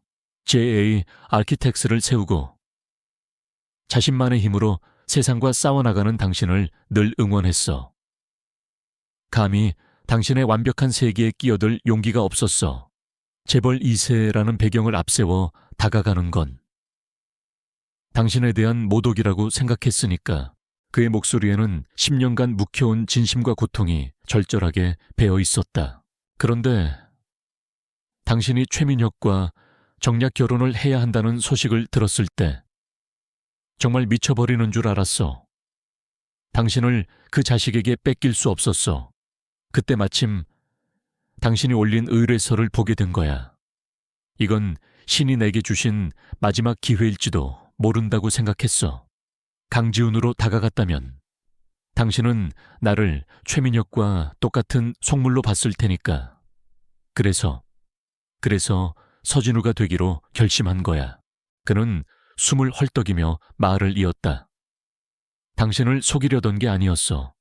단지 당신의 방패가 되어주고 싶었을 뿐이야. 당신이 최민혁에게서 벗어날 수 있도록, 당신의 꿈을 지켜줄 수 있도록 그저 당신 곁에 있고 싶었을 뿐이라고. 절절한 고백이었다. 하지만 유진의 다친 마음을 열기에는 너무 늦어버렸다. 그녀는 그의 모든 말을 끝까지 아무런 표정 없이 듣고 있었다. 그녀의 침묵이 그 어떤 비명보다도 강지훈을 고통스럽게 했다. 마침내 그녀가 입을 열었다. 그녀의 목소리에는 더 이상 분노가 아닌 차가운 체념만이 남아있었다. 10년 그녀가 나지막이 읊조렸다. 당신의 그 10년간의 짝사랑이 이 모든 기망흑의 변명이 될 수 있다고 생각해요. 당신은 내 마음을, 내 절박함을, 내 위기를 남김없이 이용했어. 내 가장 약한 순간을 파고들어 나를 동정하고 연민했지. 그녀는 한 걸음 그에게 다가섰다. 그녀의 눈빛은 칼날처럼 날카로웠다. 내가 가장 비참했던 건 표절 누명을 썼을 때가 아니야. 바로 당신의 그 동정 어린 보살핌을 받으며 잠시나마 당신에게 기댔던 내 자신을 깨달았을 때야. 나는 내 힘으로 싸우고 있었어. 어떻게든 내 발로 일어서려고 발버둥치고 있었다고. 그런데 당신은 나를 연약한 여자로 취급하며 몰래 뒤에서 모든 것을 해결해주고 나를 바보로 만들었지. 그건 보호가 아니라 오만이야. 강지훈 씨, 당신의 사랑은 결국 당신의 자기만족을 위한 거대한 오만함일 뿐이라고. 그녀의 말 한마디 한마디가 그의 심장을 난도질했다. 그는 아무런 반박도 할 수 없었다. 유진은 핸드백에서 수표책과 펜을 꺼냈다. 그리고는 주차장 벽에 수표를 대고 조금의 망설임도 없이 숫자를 적어 내려갔다. 그녀가 지금까지 서진우에게 지불했던 모든 금액에 위약금까지 더한 액수였다. 그녀는 그 수표를 찢듯이 떼어내 그의 가슴에 꽂아 넣듯 밀어 넣었다. 이걸로 우리의 계약은 끝났습니다. 아니, 시작조차 한 적 없는 거겠죠. 당신은 나에게 고용된 배우가 아니라 나를 능멸한 사기꾼이었으니까. 그녀는 차갑게 돌아섰다. 차 문을 열고 운전석에 올라타기 전 그녀는 마지막으로 그에게 잔인한 한마디를 던졌다. 앞으로 내 인생에 다시는 나타나지 마세요. 강지훈 씨, 당신이라는 사람은 나에게 최민혁보다 더 최악이니까. 그 말을 끝으로 그녀는 차 문을 닫았다. 차는 무서운 속도로 주차장을 빠져나갔다. 강지훈은 텅 빈 주차장에 홀로 남겨졌다. 그의 손에는 그녀가 던져준 수표 한 장이 구겨진 채 들려 있었다. 그것은 그의 10년 사랑에 대한 완벽하고도 완전한 거절의 증표였다. 그는 콘크리트 기둥에 등을 기댄 채 천천히 주저앉았다. 거대한 제국의 왕이 모든 것을 잃어버린 패배자처럼 초라하게 무너져 내렸다. 한편 주차장을 빠져나온 유진의 차 안. 그녀는 핸들을 부숴줘라 움켜쥔 채 앞만 보고 달리고 있었다. 강철 같았던 그녀의 가면이 마침내 무너져 내리고 참아왔던 눈물이 뺨을 타고 비 오듯 흘러내렸다. 배신감에 아팠다. 그리고 그럼에도 불구하고 서진우라는 남자에게 진심으로 흔들렸던 자신의 마음 때문에 더 아팠다. 그녀는 거짓을 사랑했고 그 거짓에 배신당했다. 이제 그녀의 마음속에 남은 것은 차가운 잿더미뿐이었다. 두 사람 사이에는 이제 그 어떤 말로도 허물 수 없는 거대하고도 차가운 침묵의 벽이 세워졌다. 최민혁은 승리를 예감했다. 그가 심어놓은 정보원을 통해 강지훈과 한유진이 TK타워 로비에서 대치했으며 그 후 두 사람이 완벽하게 갈라섰다는 보고를 받았다. 한유진의 가장 강력한 방패막이가 사라진 것이다. 게다가 표절 스캔들로 인해 JI 아키텍트스의 기업 가치와 평판은 바닥을 치고 있었다. 지금이야말로 그녀의 숨통을 끊어놓을 절호의 기회였다. 그는 즉시 이사회를 소집했다. 지금부터 대한그룹의 모든 자원을 총동원하여 JI 아키텍트스에 대한 적대적 M&A를 실시한다. 그의 선언에 몇몇 임원들이 우려를 표했지만 최민혁은 비웃었다. 고작 설계사무소 하나 인수하는데 뭘 그리 벌벌 떠는 겁니까? 이건 돈 문제가 아니야. 내 자존심이 걸린 문제라고. 한유진. 그 거만한 여자가 제 발로 내 앞에 무릎 꿇고 비는 모습을 봐야 직성이 풀리겠어. 대한그룹이라는 거대한 공룡이 움직이기 시작했다. 그들은 주식시장에 풀린 제5위 아키텍스의 지분을 닥치는 대로 매입했고 JOR와 거래하는 은행과 파트너사들을 압박하기 시작했다. 대한과 계속 거래하고 싶으면 JA에서 발을 빼라는 무언의 협박이었다. 한유진은 강지훈에게 받은 배신감의 상처가 채 아물기도 전에 회사가 송두리째 집어삼켜질 절체절명의 위기를 맞았다. 그녀는 표절 혐의를 벗을 증거들을 거의 다 모은 상태였지만 청문회에서 결백이 증명되기도 전에 회사가 사라져버릴 판이었다. 밤늦은 사무실. 그녀는 대한그룹이 보낸 공식적인 인수제안서를 만견자실하게 내려다보고 있었다. 그것은 제안서가 아니라 항복 권고장이었다. 직원들은 동요했고 믿었던 파트너들은 하나둘 등을 돌리고 있었다. 난생 처음으로 그녀는 패배를 직감했다. 강지훈이라는 미스터리, 최민혁이라는 현실의 위협 앞에서 그녀는 너무나 혼자였다. 바로 그때 비서에게서 인터폰이 울렸다. 대표님, TK그룹의 강지훈 회장님께서 만나 뵙기를 원하십니다. 유진의 심장이 쿵 하고 내려앉았다. 만나지 않겠다고 해. 그게 대표님께서 거절하실 경우를 대비해서 변호사를 대동하고 오셨습니다. JA 아키텍스에 존폐가 걸린 긴급 비즈니스 미팅이라고 유진은 입술을 깨물었다. 이제는 개인적인 감정으로 그를 피할 수 있는 상황이 아니었다. 그녀는 결국 그를 만나기로 했다. 만남의 장소는 JAI 아키텍트사의 회의실이 아닌 제3의 장소인 한 법무법인의 딱딱하고 비인간적인 회의실이었다. 강지훈은 감정을 완전히 배제한 완벽한 CEO의 모습으로 그녀의 맞은편에 앉아 있었다. 며칠 사이에 수척해진 그의 얼굴에는 짙은 피로감이 서려 있었지만 눈빛만은 얼음처럼 차갑고 이성적이었다. 그는 서론 없이 바로 본론으로 들어갔다.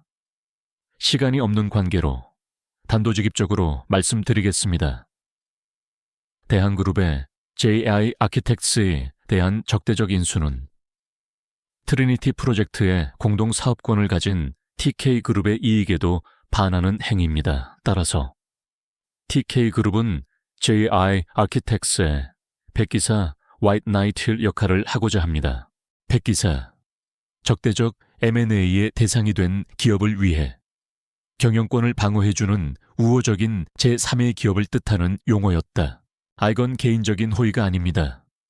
철저히 비즈니스적인 판단입니다.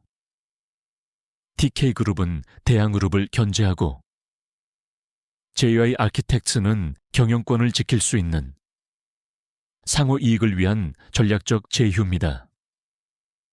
TK는 JAO의 경영권 방어에 필요한 모든 자금과 법률 자문을 제공할 것입니다. 그 대가로 우리는 JAO의 지분 일부를 담보로 한 장기 저리 대출 계약을 원합니다. 그의 제안은 완벽했다. 동정이나 연민의 여지를 단 1%도 남기지 않은 냉정한 사업가의 거래였다. 그는 일부러 그녀가 거절할 수 없는 판을 짜고 있었다. 유진은 갈등했다. 그녀의 자존심은 당장 이 제안을 거절하라고 소리치고 있었다. 자신을 기만한 남자와 손을 잡느니 차라리 장렬하게 싸우다 죽는 것이 낫다고 외치고 있었다. 하지만 저의 아키텍사의 대표로서의 이성은 이것이 회사를 살릴 유일한 방법이라고 말하고 있었다. 그녀 혼자의 힘으로는 거대한 대항그룹을 이길 수 없었다. 기나긴 침묵 끝에 그녀가 마침내 입을 열었다. 좋습니다. 제안을 받아들이죠. 강지훈의 눈빛이 미세하게 흔들렸지만 그는 표정을 바꾸지 않았다. 단 몇 가지 조건이 있습니다. 유진이 차갑게 말을 이었다. 첫째, 이것은 완벽히 비즈니스적인 관계입니다. 둘째, 모든 의사소통은 각사의 법률 대리인을 통해서만 진행합니다. 셋째, 업무상 불가피한 경우를 제외하고 2번 다시 회장님과 사적으로 만나는 일은 없을 겁니다. 마지막으로, 이 모든 일이 끝나면 우리의 제휴관계는 즉시 종료됩니다. 그녀는 다시 벽을 쌓고 있었다. 이번에는 감정의 벽이 아닌 비즈니스라는 이름의 더 높고 견고한 벽이었다. 모든 조건에 동의합니다. 강지훈이 힘겹게 대답했다. 그렇게 세상에서 가장 어색하고 위태로운 동맹 아닌 동맹이 시작되었다. 그 후 며칠간 JA 아키텍스와 TK그룹은 하나의 팀처럼 움직였다. 물론 유진과 지훈은 직접 마주치지 않았다. 그들은 변호사와 보고서를 통해서만 서로의 의중을 확인했다. 하지만 그 과정 속에서 유진은 자신이 몰랐던 경영인 강지훈의 모습을 보게 되었다. 강지훈의 방역은 무서울 정도로 빠르고 정확했다. 그는 TK그룹의 막대한 자금력을 동원해 주식시장을 안정시켰고 그의 법률팀은 대한그룹이 제시한 인수조건의 법적인 허점들을 귀신같이 파고들었다. 또한 그는 자신의 영향력을 이용해 대한의 압박에 흔들리던 은행과 파트너사들을 역으로 설득하여 유진의 편으로 돌려세웠다. 그의 모든 전략 보고서에는 단 하나의 목표만이 명확하게 드러나 있었다. J 아키텍스의 독립적인 경영권 수호. 그는 그녀의 회사를 집어삼키려 하지 않았다.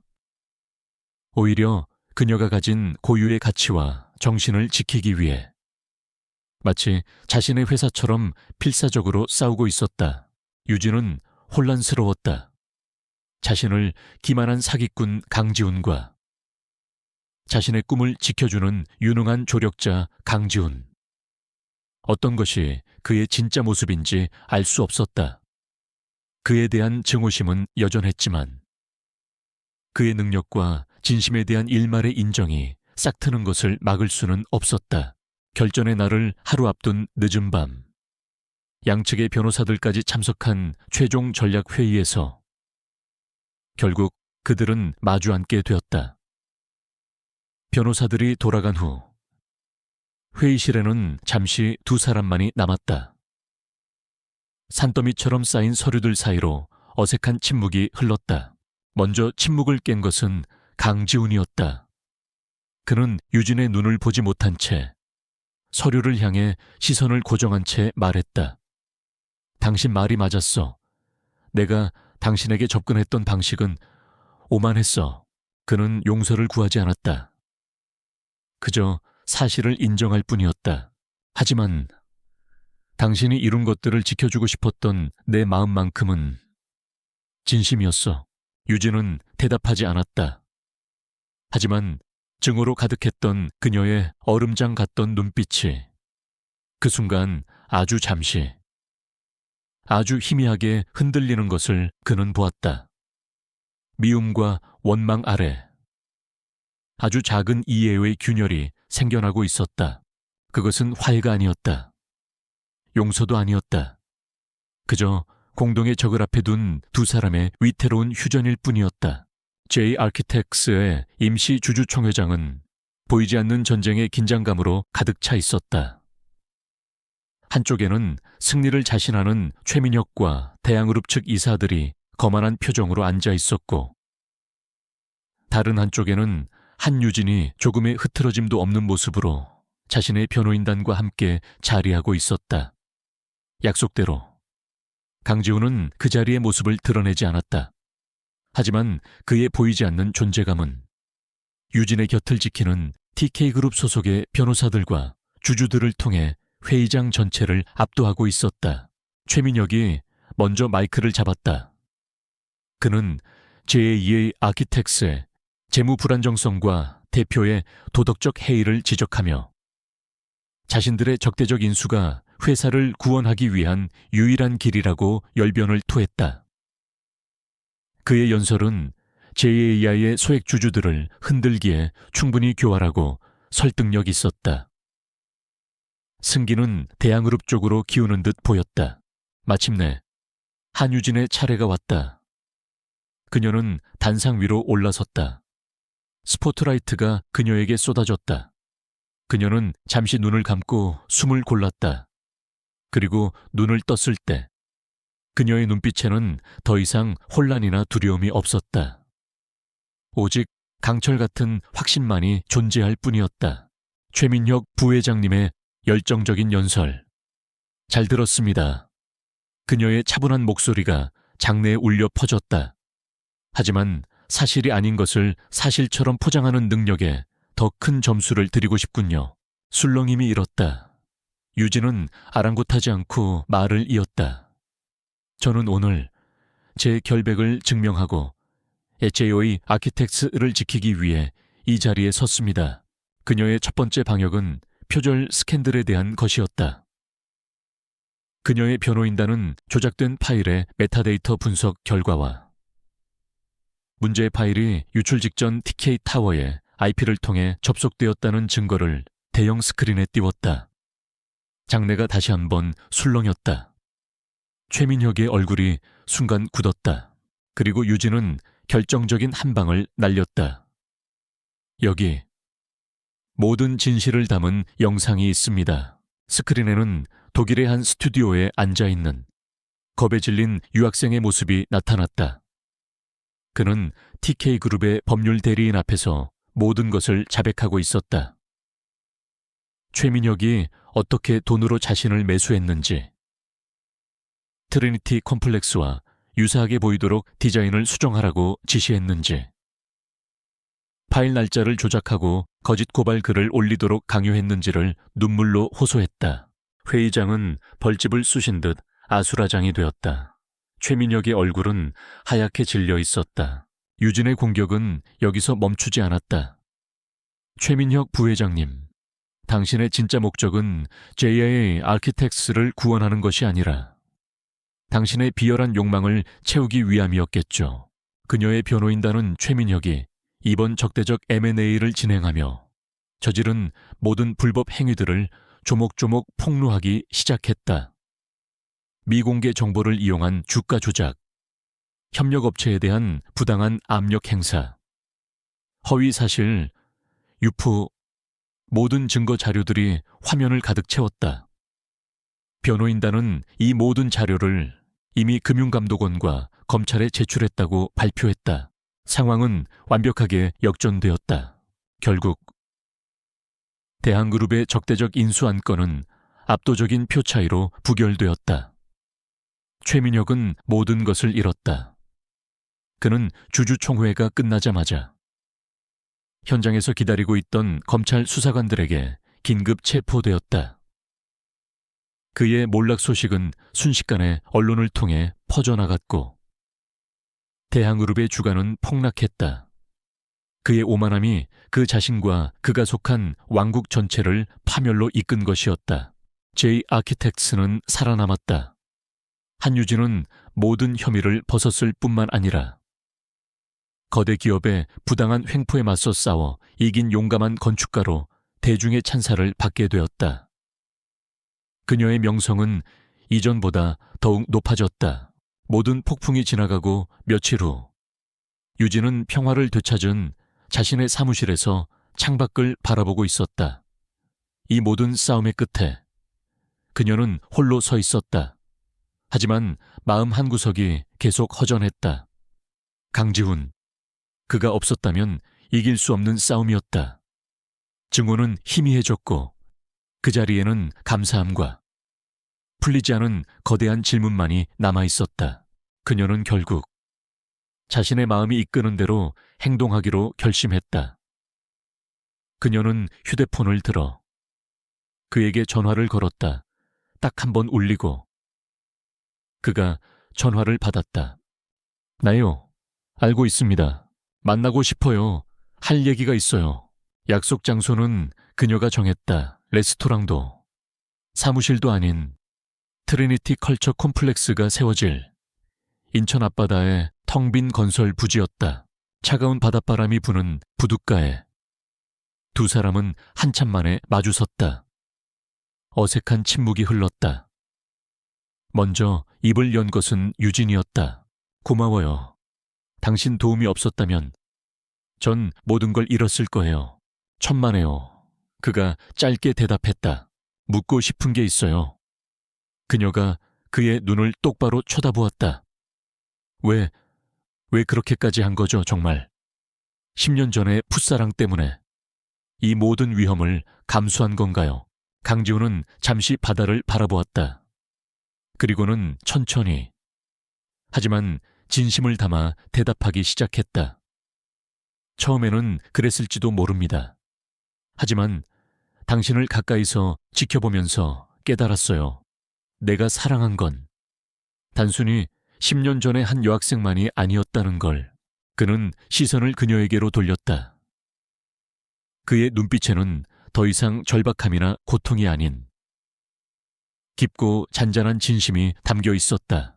나는 한유진이라는 사람이 세상을 살아가는 방식을 사랑한 겁니다. 부조리함과 타협하지 않는 당신의 고집을, 냉소적인 세상 속에서도 아름다움을 창조하려는 당신의 열정을, 그 모든 것을 사랑한 겁니다. 당신을 지키는 것은 내가 믿는 가치를 지키는 것과 같았어요. 당신은 세상에 존재하는 것만으로도 나 같은 사람에게는 희망을 주니까요. 유진의 심장이 세차게 뛰기 시작했다. 나도 할 말이 있어요. 그녀가 떨리는 목소리로 말했다. 당신의 거짓말이 죽도록 미웠어요. 배신감에 잠을 잘 수도 없었죠. 하지만 서진우라는 남자에게 나도 모르게 기대고 있었다는 건 부정할 수 없어요. 아팠을 때 밤새 곁을 지켜주던 당신에게 흔들렸던 건 사실이에요. 내 마음이 엉망진창이에요. 당신이 강지훈인지 서진우인지 나는 아직도 잘 모르겠어요. 하지만 그녀는 한 걸음 그에게 다가섰다. 알아가고 싶어요. 거짓이 아닌. 진짜 당신을, 그것은 그녀가 내밀 수 있는 최대한의 용기였다. 강지훈의 얼굴에 아주 오랜 시간이 걸린 듯한 희미한 미소가 번졌다. 서진우는 거짓이었습니다.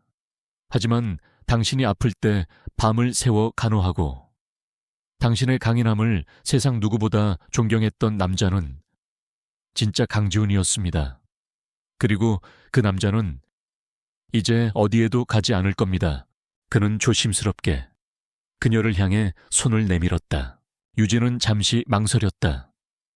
그리고는 천천히 자신의 손을 그의 손 위에 포겠다. 따뜻한 온기가 두 사람의 상처 입은 마음을 조용히 감싸주었다. 그것은 새로운 계약이었다.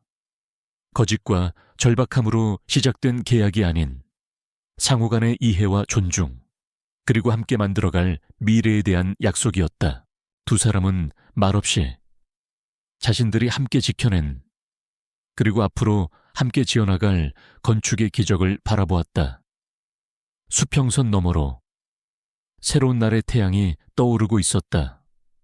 그것은 10년의 긴 시간을 돌아 마침내 시작될 그들의 사랑을 축복하는 눈부신 서막이었다.